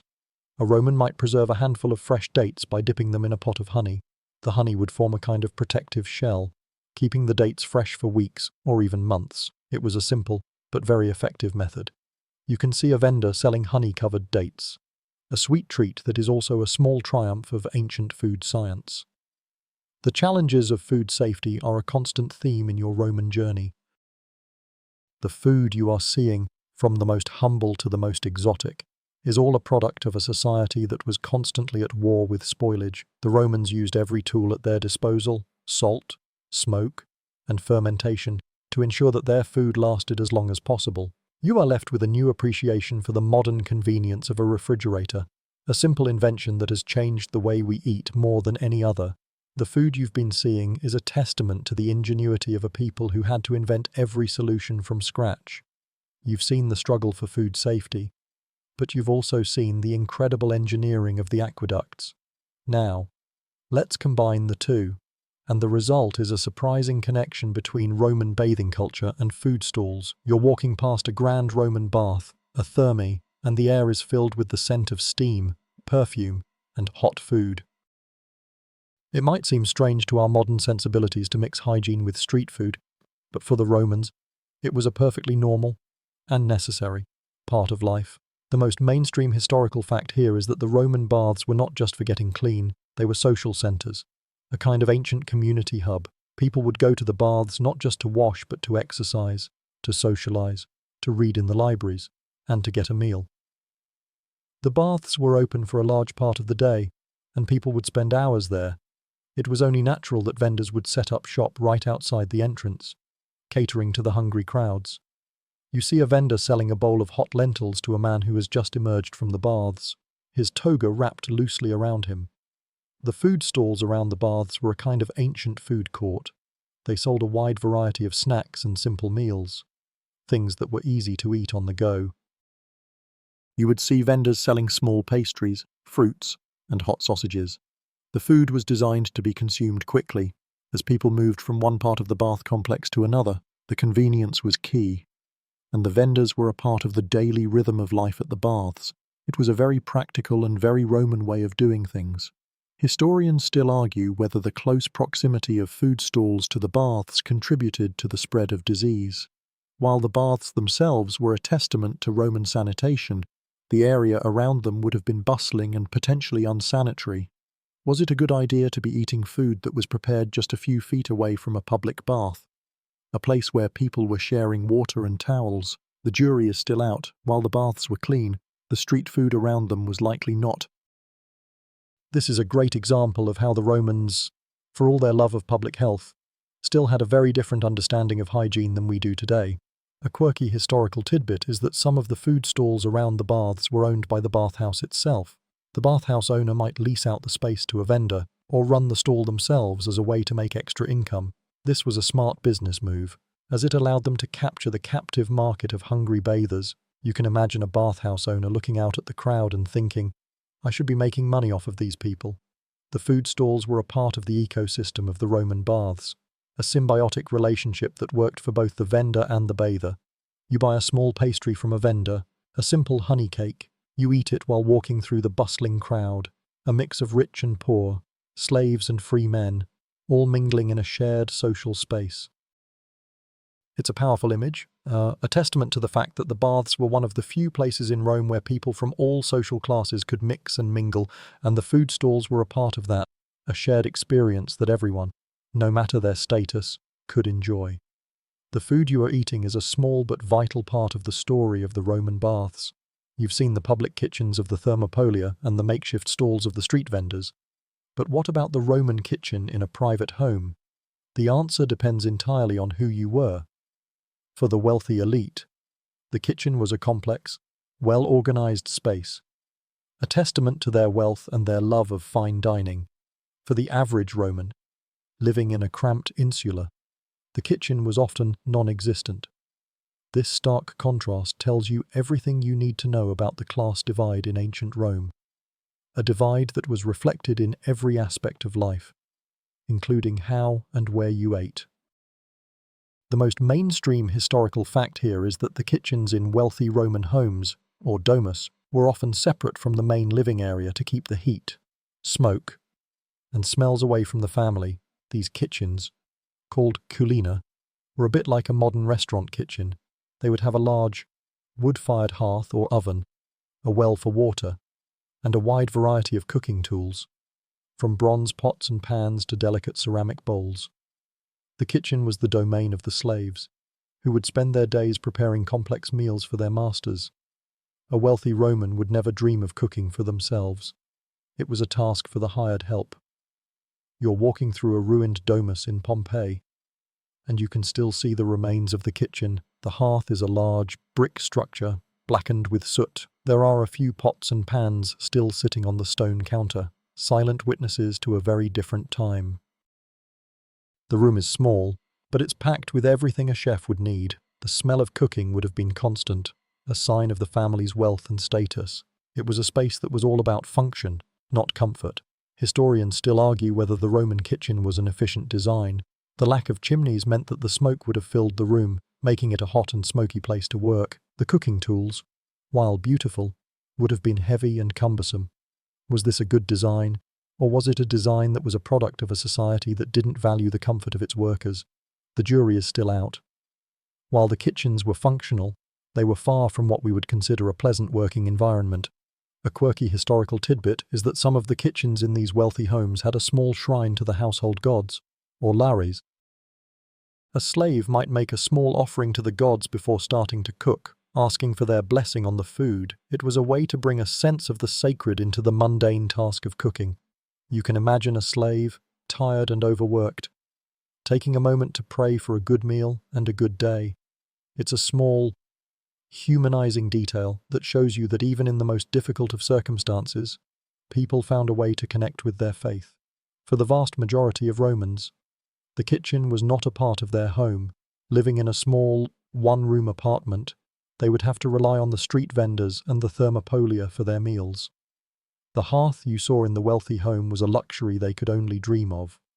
The contrast between these two ways of life is a powerful reminder of how food was a marker of social class in ancient Rome. Your place in society was reflected in what you ate, but also in where and how you cooked it. The kitchen, or lack thereof, was a fundamental part of the Roman story. You've seen the kitchen, but what about the ingredients? We've talked about bread and spices, but one ingredient was so fundamental to Roman life that its uses went far beyond the dinner table: olive oil.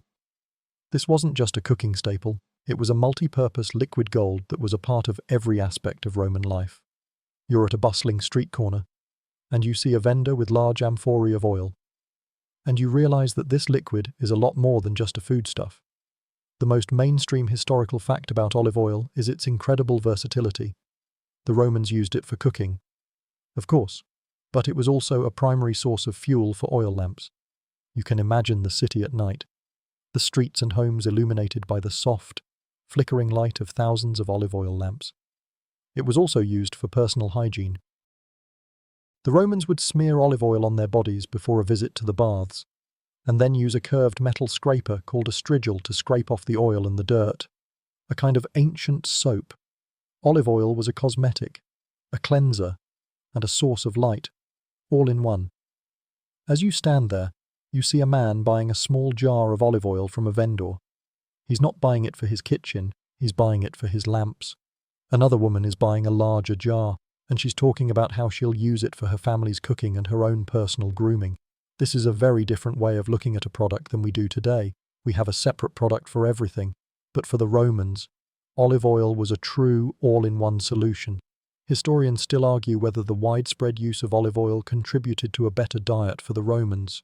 While it was a source of healthy fats, its use was also a sign of wealth. The poor would have used a cheaper, less refined oil or animal fats, while the wealthy would have had access to the best, most expensive olive oil. So while the oil itself was healthy, its use was also a reflection of the deep class divide in Roman society. A quirky historical tidbit about olive oil is its use in medicine. Roman doctors believed that olive oil had healing properties and would use it to treat everything from skin ailments to digestive problems. Pliny the Elder wrote about its use as a remedy for a wide variety of illnesses. You can imagine a Roman doctor prescribing a dose of olive oil for a patient, a simple and natural remedy for a world without a lot of other options. The olive groves that produced this liquid gold were a fundamental part of the Roman economy. They were a sign of Rome's wealth and its control over a vast territory. The ships that carried the oil from Spain and North Africa were some of the largest and most valuable in the Roman fleet. Every drop of oil was a testament to the power of the empire. You are left with a new appreciation for this simple liquid. It's not just a foodstuff, it's a part of the Roman story, a liquid that was used to cook their food, to light their nights, and to clean their bodies. It's a powerful and surprising testament to the ingenuity and adaptability of the Roman people. You've seen the importance of olive oil. But now, let's talk about another fundamental part of the Roman diet, one that's a lot simpler and more rustic: cheese. While the Roman elite might have been eating roasted dormice, the vast majority of the population was eating cheese, a food that was a daily staple and a source of much-needed protein and calories. You're walking past a dairy vendor, and the air is filled with the pungent, sour smell of aged cheese.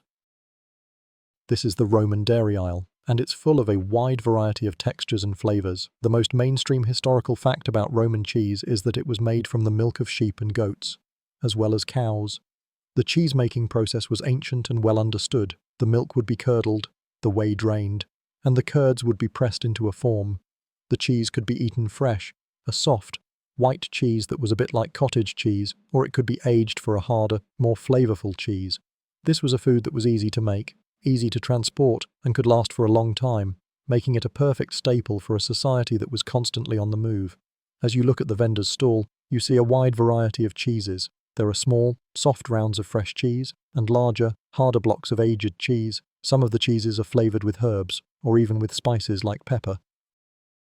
The Romans were masters of making a satisfying meal out of simple ingredients: a simple piece of bread, a slice of cheese, and a handful of olives. That was a full meal for many. It was a rustic, but incredibly effective way to get a balanced diet. Historians still argue whether the quality of Roman cheese was consistently good. The cheese-making process was not always regulated, and the quality of the milk would have varied wildly. Was the cheese always a delicious, savory treat, or was it sometimes a hard, unappealing brick? The truth is probably somewhere in the middle, like any major city. Rome would have had both good and bad cheesemakers. The most famous cheeses came from the provinces, places like Gaul and Cisalpine Gaul, which were known for their rich pastures. A quirky historical tidbit about Roman cheese is that some of it was so hard that it was used as a kind of utensil. A particularly hard cheese could be used to grate over a dish, a bit like a modern parmesan. This kind of cheese was a staple in the Roman soldier's ration, as it was a dense, high-calorie food that could last for months without spoiling. You can imagine a Roman soldier, sitting by a campfire, grating a piece of hard cheese over his bowl of lentil stew. It's a simple act, but it's a powerful and touching reminder of the daily realities of Roman life. You buy a small piece of fresh cheese from the vendor. It's a bit salty and has a slightly sour taste, but it's incredibly satisfying. It's a food that is as old as the Roman people themselves. A simple and rustic pleasure that has endured for thousands of years. The cheese you are eating is a taste of the Roman countryside, a flavor that is a world away from the exotic spices and roasted dormice of the elite. It's a powerful and poignant reminder that the most fundamental foods are often the most important. You've had a taste of the Roman dairy world. But now, let's talk about a vegetable that was so common and so fundamental to the diet of the Roman poor that it has a reputation as the most humble of foods: the turnip. You're walking past a simple vegetable stall, and you see large baskets full of turnips, radishes, and carrots. These aren't the beautiful, perfectly shaped vegetables you see in a modern supermarket. They are gnarled, earthy, and a bit dirty, a testament to their recent removal from the ground. They are the Roman root vegetables, and they were the lifeblood of the working class. The most mainstream historical fact here is that root vegetables were a primary food source for the poor. They were easy to grow, could be stored for a long time in the cool earth, and were an excellent source of calories and nutrients. The turnip, in particular, was a staple. It was cheap, abundant, and incredibly versatile. It could be boiled, roasted, or used in a stew to add bulk and flavor. For a person with little money, a handful of turnips could be a full meal. This was a diet that was all about survival, not about taste. As you look at the stall, you see a family buying a large sack of turnips. The father hands over a few small coins, and the vendor hands him the heavy sack. The family looks a bit tired, but the sight of the food seems to lift their spirits. This is a very real glimpse into Roman life, far removed from the lavish banquets and the exotic meats of the rich. This is the food of the people, the food that built an empire one humble root at a time. It was a diet of sheer pragmatism, a diet that was chosen for its practicality and its ability to keep a person alive. Historians still argue whether the Roman diet, with its heavy reliance on root vegetables and grains, was the healthiest for the population. While it was high in fiber and nutrients, it would have been lacking in others. The lack of a wide variety of fresh vegetables and fruits, especially in the winter, would have led to a diet that was filling but not necessarily well-rounded. The Romans would have had to rely on preserved and dried foods, which, as we've seen, came with their own set of health risks. A quirky historical tidbit about Roman turnips is that they were considered a very unglamorous food. The Roman poet Martial wrote a poem about a dinner party where the host served turnips and beans, and he said that he was not impressed. It was a kind of insult, a way of saying that the host was cheap and unsophisticated. This shows that even in the ancient world, there was a sense of food snobbery, and that a simple vegetable could be a social marker. You can almost hear him now, complaining about the lack of roasted dormice and the abundance of boring turnips. You buy a small turnip from the vendor, it's a bit hard and has a strong, earthy smell. You can't help but feel a sense of respect for this simple vegetable. It's not beautiful or exotic, but it was a lifeline for millions of people. It's a powerful reminder that the most fundamental parts of a society are often the most overlooked. The turnip you are holding is a silent witness to the daily realities of Roman life, a food that was both a symbol of poverty and a source of strength. You've seen the humble turnip. But now let's talk about a food that was the preferred meat of the Roman world: pork. While the poor might have had to settle for a bowl of lentils, the Roman love of pork was a universal truth, a constant in a world of ever-changing culinary tastes. You're walking past a butcher shop, and the air is filled with the rich, savoury smell of cured pork. This isn't just a food, it's a cultural touchstone, a symbol of a good meal and a happy home. The most mainstream historical fact here is that pork was the most common and popular meat in the Roman diet, consumed by all social classes, from the emperor to the common soldier. The Romans were masters of raising and butchering pigs, and they used every single part of the animal. They would roast the hams, cure the bacon, and turn the intestines into sausages. A roasted pig was a centerpiece of a banquet, a symbol of a host's generosity and wealth. Pork was a food that was accessible to all, a kind of democratic meat that everyone could enjoy. As you look at the butcher's stall, you see a wide variety of cuts of pork. There are large hams, glistening with fat, and rows of sausages, dark and smoky from the curing process. You can see a man haggling with the butcher over the price of a small cut of pork. This is a very real glimpse into the Roman economy, where the price of a piece of meat could be a matter of serious negotiation. The butcher is a bit gruff, but you can see the pride he takes in his work. Historians still argue whether the Roman love of pork was a sign of their agricultural prowess or a symptom of their reliance on a single food source.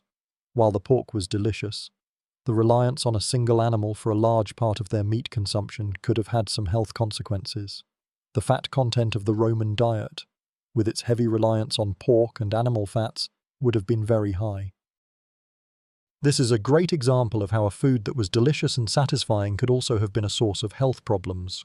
A quirky historical tidbit about Roman pork is their love of a sausage called botulus.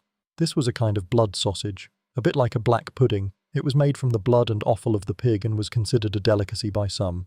It was also a very cheap food, as it used parts of the animal that would have otherwise been thrown away. You can imagine a vendor selling a hot botulus on a stick, a savoury and slightly grotesque treat for the adventurous eater. It's a reminder that the Romans were not afraid to eat every part of the animal, a sign of their pragmatism and their lack of food waste. You buy a small piece of cured pork, a bit like a Roman version of bacon. It's salty and smoky and incredibly satisfying. It's a taste that is as old as the Roman people themselves, a flavour that has endured for thousands of years. The pork you are eating is a taste of the Roman countryside, a flavour that is a world away from the humble turnips and lentils. It's a powerful and poignant reminder that the most fundamental foods are often the most important. and that the Romans' love of pork was a constant in a changing world. You've seen the prominence of pork. But there's a more fundamental food that often dictated the ebb and flow of Roman life: bread. Its price and availability were not just a matter of economics, they were a matter of politics. The Roman government understood that a hungry population was a rebellious one. So, they took great pains to ensure a steady and cheap supply of bread for the masses. The price of a simple loaf of bread was a direct measure of the stability of the empire. The most mainstream historical fact here is the cura annoni, the Roman system of grain distribution. The government would buy vast quantities of grain from provinces like Egypt and North Africa and then distribute it to the urban poor at a heavily subsidized price, or sometimes even for free. This was a massive logistical undertaking, a fleet of hundreds of ships sailing across the Mediterranean to feed a city of 1 million people. It was a welfare system on an epic scale, and it was a top priority for every emperor. A grain shortage could lead to riots, a sure sign of a weak ruler. You're walking past a large public granary, a huge stone building where the grain is stored. You can see a line of people, mostly the poor and the elderly, waiting to receive their allotment. The atmosphere is tense but orderly. This is not a gift, it's a right. The people of Rome believed that it was the duty of the state to feed them. The bread they received was often a simple, coarse loaf, but it was enough to keep them from starving. The government knew that a full stomach was a powerful tool for social control. Historians still argue whether the cura annoni was a noble act of public welfare or a cynical tool of social control. Some scholars see it as a compassionate way to prevent famine and starvation in a massive urban centre. Others see it as a way for the emperors to buy the loyalty of the masses. Keeping them too distracted and well-fed to plot a rebellion, it was likely a bit of both. It was a system that was born out of a genuine need, but one that was quickly co-opted for political gain. The price of bread was a constant topic of conversation in the Senate and in the streets.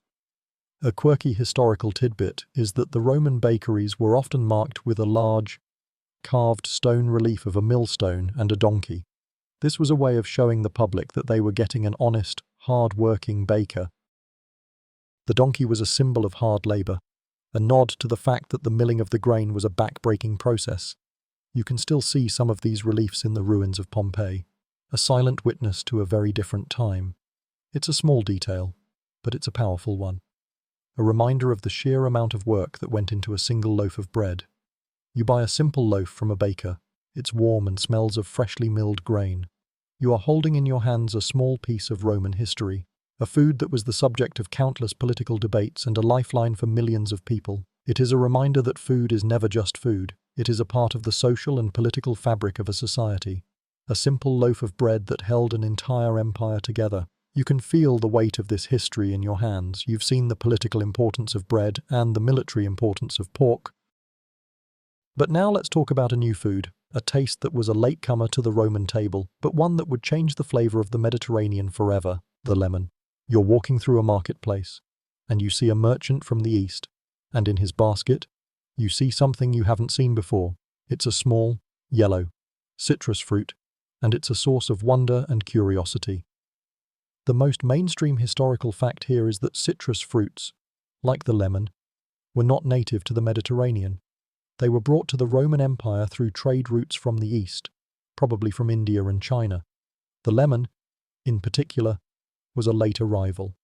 The first clear evidence of lemons in Rome dates to the 1st century CE, but they were not grown on a large scale. They were a rare and expensive luxury, a curiosity for the elite, not a common fruit for the masses.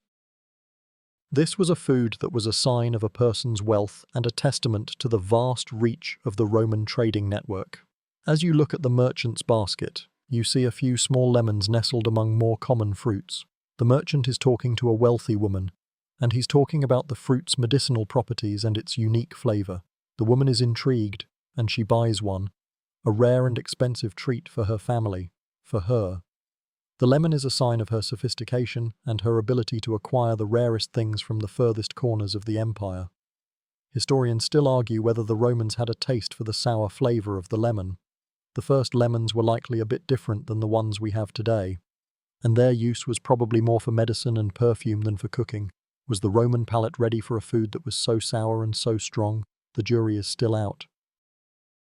While we see the lemon as a staple of modern Mediterranean cooking, for the Romans, it was likely more of a novelty, a curiosity that was not yet fully integrated into their diet. It's a great example of how a food can arrive in a new culture and take a very long time to find its place. A quirky historical tidbit about lemons is that they were considered a powerful antidote to poison. The Roman poet Ovid wrote about a king who was poisoned by his enemies, and he was saved by eating a lemon. This shows you that the Romans had a strong belief in the medicinal properties of this new fruit. You can imagine a Roman doctor, in a time of a fever or an illness, prescribing a piece of lemon as a kind of magical cure.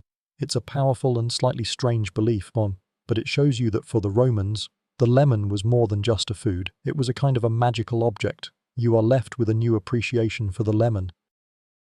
It's a food that seems so simple and so common to us, but for the Romans, it was a rare and exotic luxury. It was a sign of a new world, a world where the Roman Empire was connecting to the farthest corners of the globe.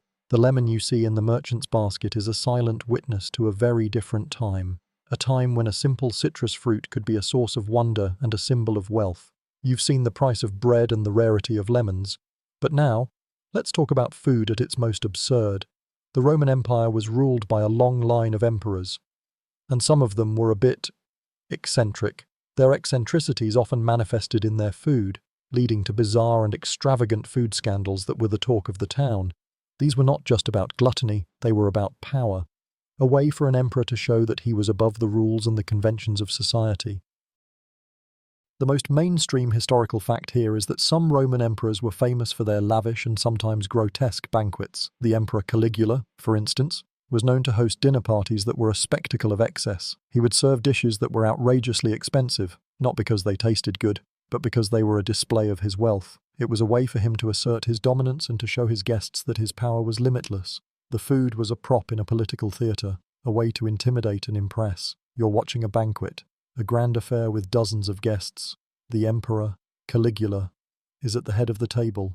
He is served a dish of peacock tongues, a delicacy that was so expensive it was a symbol of pure, unadulterated luxury.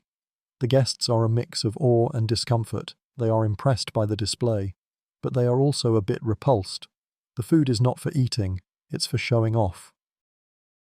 The emperor might serve a dish of wild boar that has been stuffed with live thrushes, or a kind of exotic fish that has been imported from a distant land. The more absurd and extravagant the dish, the more it reinforced his power. Historians still argue whether the accounts of these imperial banquets were exaggerated by hostile writers. Were the emperors truly eating peacock tongues and serving dishes with live birds? Or was this a kind of political slander, a way for their enemies to make them look bad? The truth is likely somewhere in the middle. While the accounts may have been embellished, they were based on a kernel of truth. The emperors were known for their love of excess, and their food was a part of that. These food scandals were a way for the Roman elite to talk about their rulers, a way to both admire and criticize them. A quirky historical tidbit about Roman food scandals is the emperor Heliogabalus. He was famous for his love of luxury and his bizarre food choices. He would serve his guests dishes of sand and straw, and he would throw food from a balcony to the hungry masses below, a kind of cruel and unusual bread and circuses. He was also known to have served his guests dishes that were made to look like something else entirely, a kind of culinary deception. He would serve a dish of lentils that was made to look like a whole roasted goose. It was a kind of prank, a way to show his power and his contempt for his guests. You are left with a sense that for the Roman emperors, food was a kind of performance art. It was a way to display their power and their eccentricity. The food scandals you've just seen are a reminder that in the Roman world, a meal could be a political statement, a source of gossip, and a sign of a person's insanity. It's a powerful and slightly unsettling thought that the most powerful people in the world were sometimes also the most absurd. You've seen the grand banquets and the absurd food choices of the emperors. But let's go back to the humble fish sauce, the garum, that we talked about earlier. We've established that it was a constant in the Roman diet and a kind of ancient ketchup. But the story of Roman fish sauce is a lot more complex than a single condiment. There were different types, different flavors, and different uses, a world of savory, fermented liquids that were a part of every Roman meal. The most mainstream historical fact here is that garum was not a single product. It was a category of fermented fish sauces, with a wide variety of grades and flavors. The highest grade, called liquamen, was a clear, expensive liquid that was used by the wealthy. The lowest grade was a thick, gritty paste called alec, which was a byproduct of the sauce and was often used by the poor. There were also regional variations, with some sauces being made from specific types of fish, like mackerel or anchovies, and others being flavoured with herbs and spices. This was a world of culinary nuance, where a person's fish sauce could say a lot about their social standing. You're at a market, and you see a merchant selling a wide variety of fish sauces in different jars. He offers you a small taste of a high-end liquamen. It's a bit salty, but it has a deep, savoury flavour that is surprisingly complex. He then offers you a taste of the cheap alec. It's a lot stronger, and it has a grittier texture. The difference is immediate and striking. It's a bit like comparing a fine wine to a cheap beer. They are both from the same category, but they are a world apart in terms of quality and flavour. Historians still argue whether the high salt content in these sauces was a major health issue for the Romans. While the salt was necessary for preservation, the sheer amount of it consumed would have contributed to a host of health problems. The Romans had no concept of low-sodium diets, and for them, salt was a source of flavour and a sign of a good meal. This is a great example of how a food that was a cornerstone of a culture's diet could also have been a source of long-term health problems. A quirky historical tidbit about Roman fish sauce is its use in a kind of ancient cocktail. They would mix a high-end liquamen with wine and honey to create a sweet and savoury drink called mulsum. This was a popular drink at banquets and was seen as a sign of a person's sophistication. It's a bizarre combination to our modern ears, but for the Romans, it was a perfectly normal and even desirable flavour profile. You can imagine a Roman host offering you a cup of this strange drink, a bit of sweet and a bit of savoury. A taste that is uniquely Roman. You are left with a new appreciation for the humble fish sauce. It's not just a single product, it's a world of flavour, a sign of a person's social standing, and a testament to the Roman love of a complex and savoury taste. The fish sauce you've just seen is a silent witness to a very different time. A time when a simple condiment could be a source of pride, a symbol of wealth, and a key part of an empire's story. It's a powerful reminder that even the smallest details of a culture's food can tell a profound story. You've had a taste of the savoury and the sweet, but let's talk about the flavours that were the soul of Roman cooking. Herbs. While spices were an expensive luxury from distant lands, herbs were a homegrown staple, a part of every Roman kitchen, from the humblest hovel to the grandest villa. You're walking through a small garden, and the air is filled with the fresh, clean scent of mint, thyme, and rosemary. This is the Roman spice rack, and it's a lot more than just for cooking. The most mainstream historical fact here is that the Romans used herbs for both culinary and medicinal purposes. They were masters of using herbs to add flavour and nuance to their dishes, and they had a deep understanding of their healing properties.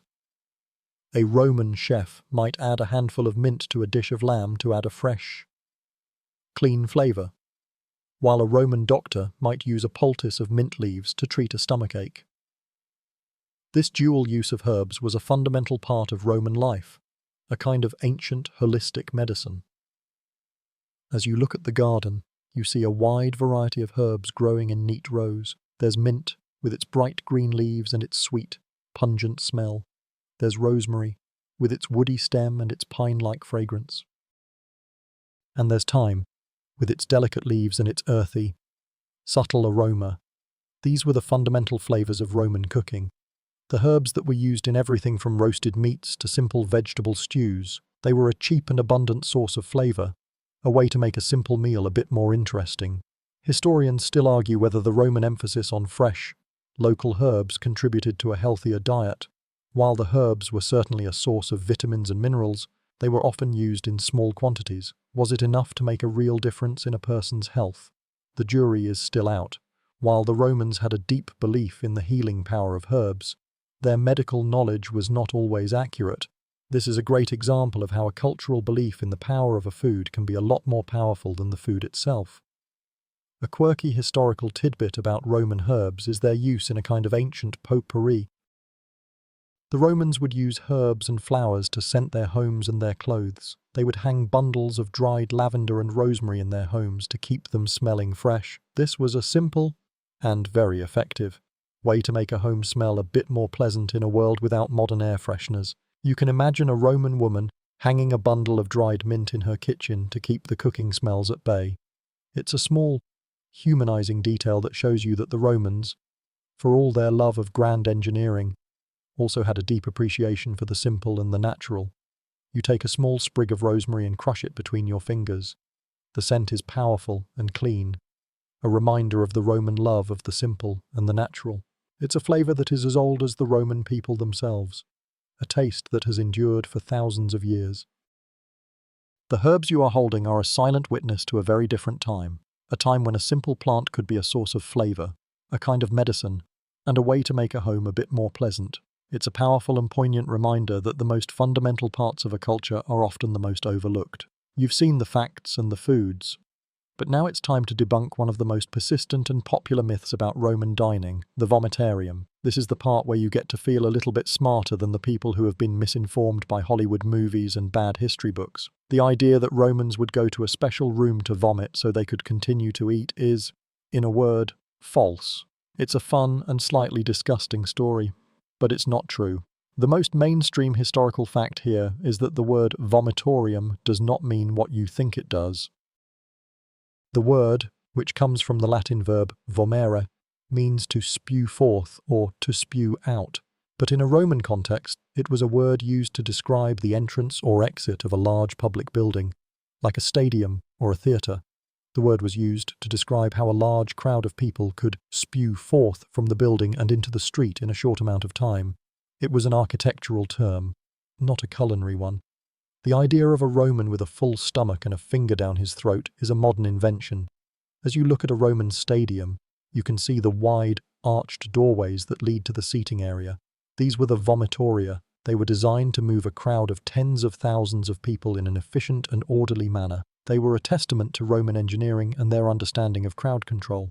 The name was a perfect and very Roman way of describing the function of the space. Historians still argue whether the Romans did, in fact, induce vomiting to continue eating.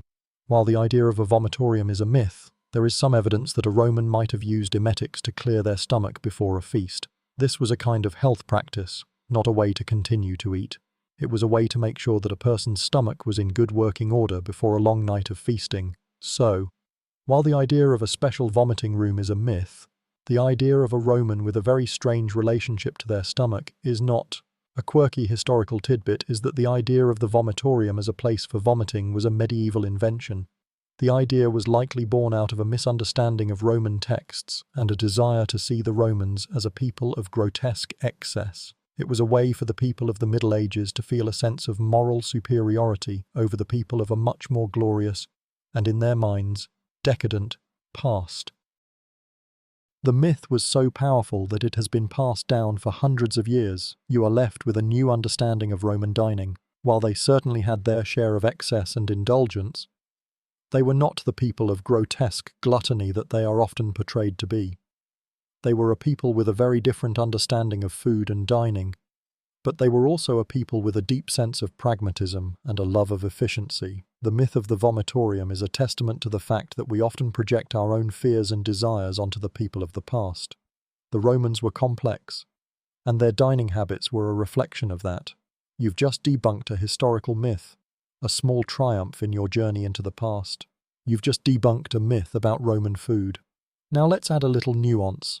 So far, you've seen Roman food as a single entity, but the empire was vast, and its culinary traditions varied dramatically from one end to the other. The food of a Roman in Britain was very different from the food of a Roman in Egypt, and that was different still from a Roman in Rome itself. The food you ate was not just a reflection of your social class, it was a reflection of where you lived. The most mainstream historical fact here is that the Roman Empire was a mosaic of different cultures and culinary traditions. While Rome was the center of the empire, its food was a blend of what was available and what was imported. In Britain, a Roman might have been eating a diet that was a mix of local foods like barley and game meats, and imported foods like wine and olive oil. In Egypt, a Roman might have been eating a diet that was much closer to that of the Egyptians, with a reliance on fresh fish from the Nile, and a wide variety of vegetables and fruits. The food was a direct result of the local climate, the local agriculture, and the local traditions. You're at a military outpost in the far north of Britain, and the air is cold and damp.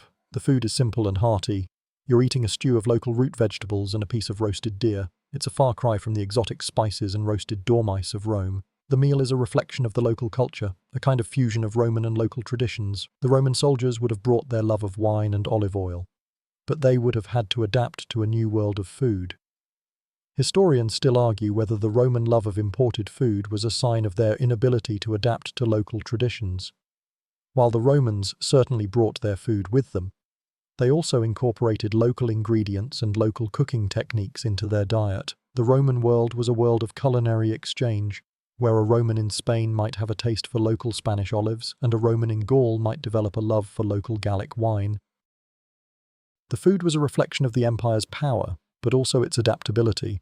A quirky historical tidbit is that the Roman army, as it moved across the empire, would often plant and harvest local crops as a way of supplementing their rations. This was a kind of ancient food sustainability program.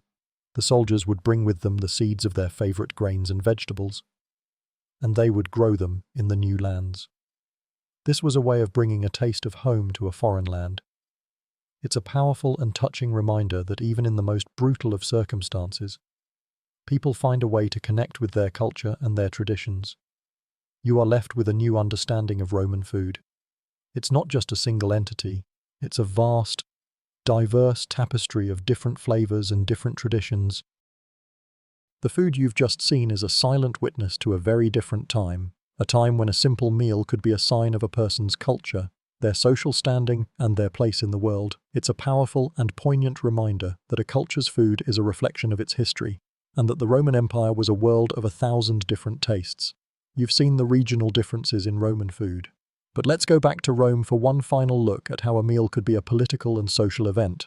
This isn't just about eating, it's about a performance, a grand display of power and wealth. We're going to a cena, a Roman dinner party, and you're about to see how food was used as a tool for social maneuvering and a way to reinforce one's status. This was a very different kind of eating than the simple meals of the poor. The most mainstream historical fact here is that a Roman cena was a highly structured and ritualized event. The meal would often have a rigid set of rules and a specific order of courses. Guests would recline on couches, arranged in a U-shape around a central table. The meal would often begin with a light appetizer course called gustatio, followed by the main course, mensa prima, and ending with a dessert course, mensa secunda. The food was a mix of the exotic and the familiar, a display of a host's wealth and his ability to acquire the rarest ingredients. As you are a guest, you are being served by a host of slaves. The food is brought out on beautiful platters of silver and gold. There is roasted peacock, a dish of dormice, and a variety of exotic fruits. The conversation is as important as the food. The host might use the meal as a way to talk about his political connections, his latest business ventures, or his military triumphs. The guests are expected to listen, to admire, and to flatter the host. The food is a kind of silent conversation, a way of signaling one's place in the social hierarchy. Historians still argue whether these dinner parties were a genuine form of social bonding or a cynical tool for political maneuvering. While the dinner party was certainly a way for a Roman to bond with his friends and family, it was also a way to gain influence, to make a deal, or to gather intelligence. The food was a part of this. A host might serve a guest a particularly choice cut of meat as a way of signaling his favor, or a less desirable piece to a guest he was trying to snub. The food was a part of the social and political drama. A quirky historical tidbit about Roman dinner parties is the use of a food called mulsum.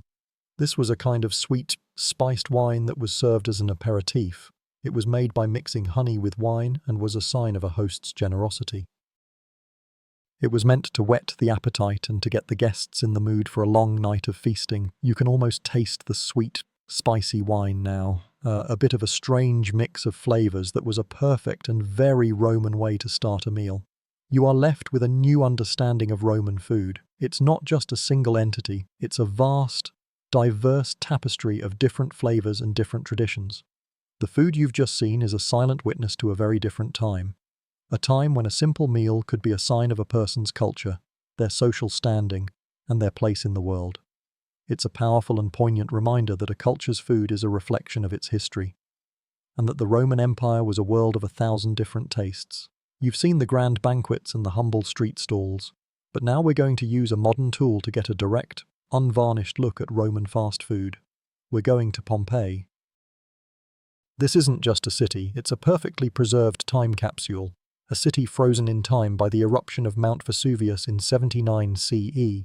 The volcanic ash and debris that buried the city also preserved it, giving us an incredible snapshot of what Roman life was really like. The archaeological discoveries here are a goldmine of information about Roman food, and you're about to see them with your own eyes. The most mainstream historical fact here is the discovery of numerous thermopolia in Pompeii, which were preserved almost exactly as they were on the day the volcano erupted. Archaeologists have found the marble counters with the large earthenware pots, or dolia, still in place. They have found the remains of the food inside the pots, and they have even found the carbonized remains of the food itself, a silent witness to a very different time.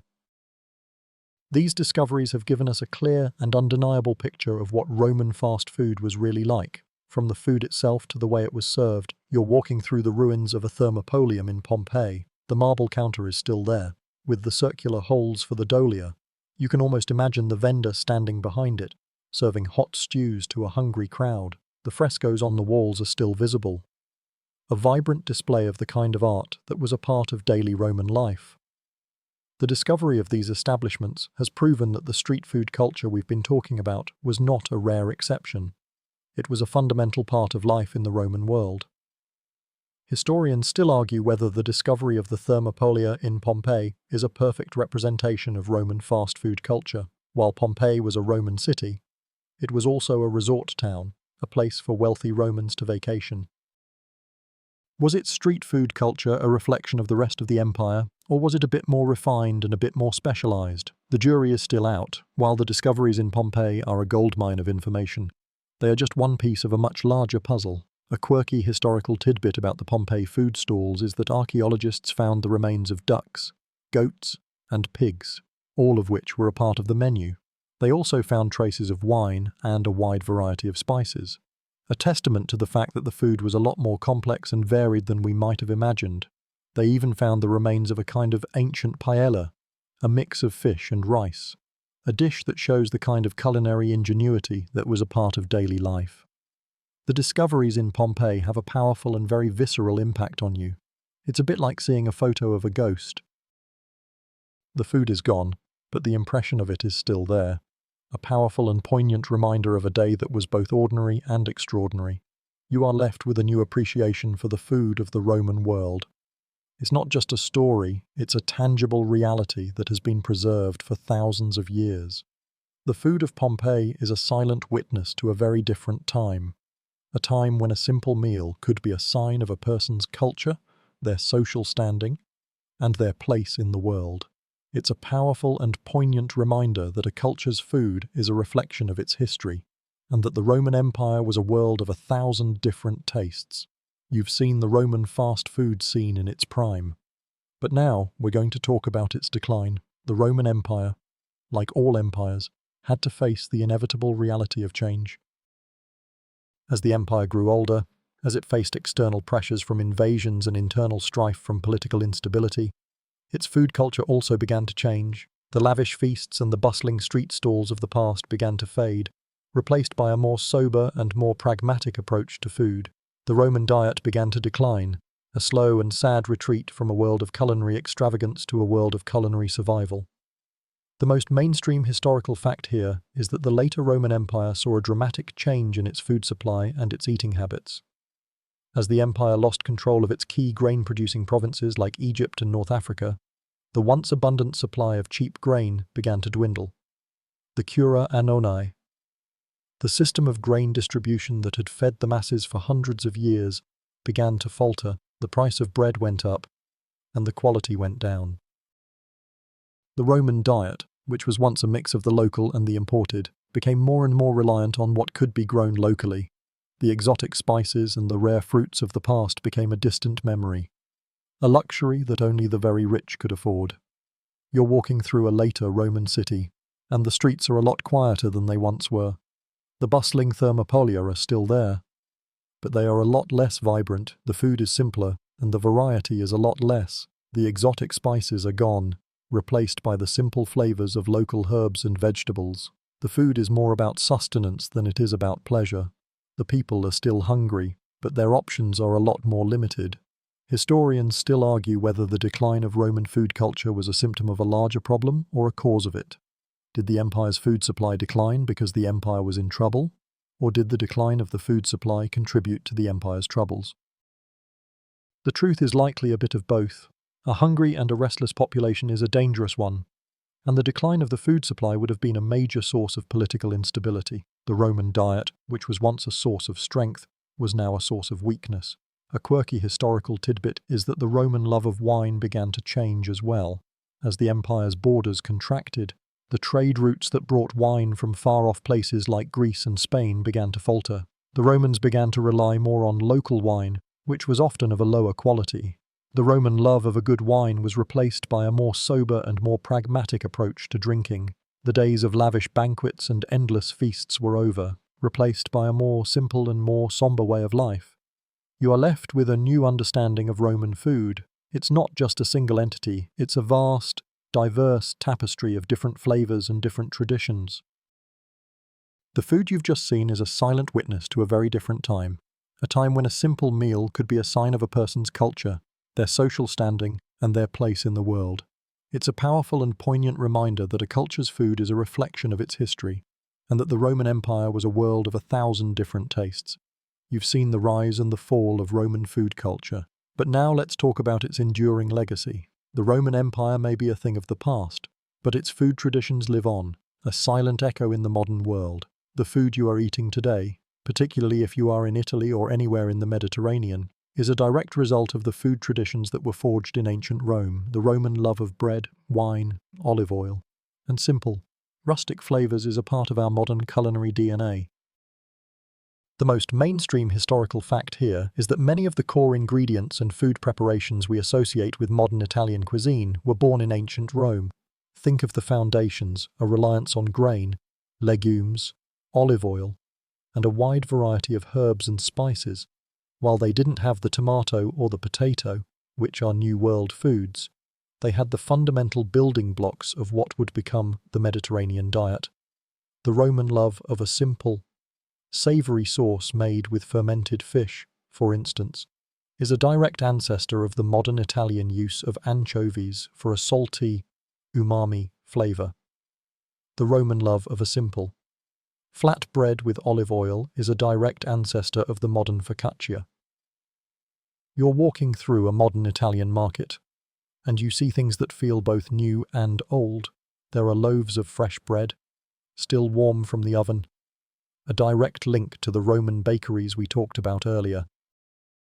There are large wheels of cheese, a testament to the Roman love of dairy, and there are vendors selling olive oil, with its rich, green color and its peppery taste. It's a powerful and poignant reminder that the Romans were not just a people of the past. They are a people who have left a lasting mark on our culture and our food. Historians still argue whether the Roman food legacy is a conscious tradition or a simple, geographical coincidence. Did the Italians and the other peoples of the Mediterranean consciously preserve Roman food traditions, or did they simply continue to eat what was available and what was grown in their region? The truth is likely a mix of both. While a modern Italian chef may not be thinking about the Romans when they make a dish, the traditions they are using are a direct result of the food culture that was born in ancient Rome. The Roman love of simplicity, of using fresh, local ingredients, and of a shared meal is a legacy that has endured for thousands of years. A quirky historical tidbit is that the Romans were the first to make a kind of pasta. The Roman cookbook, Apicius, contains a recipe for a dish called leganum, which was a kind of layered pastry with a filling. While it's not the pasta we know today, it's a direct ancestor, a kind of proto-pasta that shows the Roman love of a layered, noodle-like dish. You can imagine a Roman chef carefully layering the pastry with a filling of cheese and meat, creating a dish that would one day evolve into the lasagna we know and love. You are left with a new understanding of Roman food. It's not just a single entity, it's a vast, diverse tapestry of different flavors and different traditions. The food you've just seen is a silent witness to a very different time, a time when a simple meal could be a sign of a person's culture, their social standing, and their place in the world. It's a powerful and poignant reminder that a culture's food is a reflection of its history, and that the Roman Empire was a world of 1,000 different tastes. We've come to the end of our journey, a long, winding path through the streets, homes, and history of ancient Roman food. You've had a taste of the humble, the extravagant, the political, and the absurd. You've seen the food that fueled an empire, the flavors that defined a people, and the legacy that has endured for thousands of years. It's a journey that has shown you that food is never just food. It is a mirror of a culture, a reflection of its values, its struggles, and its triumphs. It is a story told in flavors, textures, and aromas, a story that is as old as civilization itself. We started with the chaos of the Roman street, the bustling thermopolia, and the pungent scent of garum. You've learned that for the majority of the Roman people, food was a matter of survival. A simple bowl of porridge or a piece of bread to keep them from starving.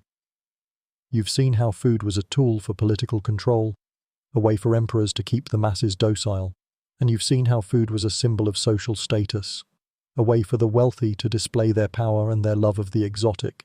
We've debunked myths, like the idea of the vomitarium, and we've uncovered fascinating tidbits, like the gladiator's love of a simple fig and the use of turnips as a sign of poverty. We've seen how food was a part of the military, a tool for survival, and a way for a people to connect with their culture in a foreign land. We've seen the rise and the fall of Roman food culture, from a world of culinary extravagance to a world of culinary survival. And we've seen its enduring legacy, a silent echo in the modern world.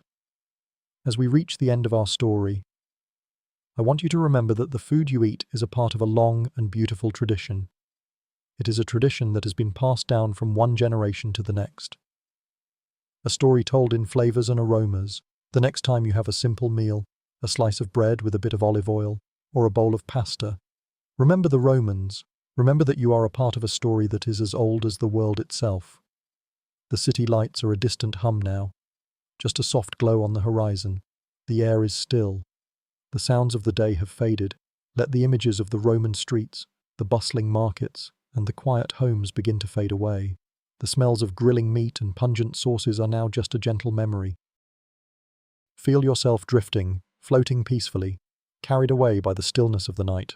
The story is over, but the feeling of being there, of walking those ancient streets, remains. It's a quiet moment, a peaceful ending.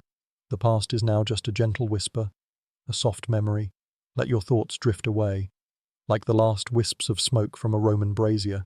The history is done, the story is complete, and all that's left is a quiet, peaceful stillness.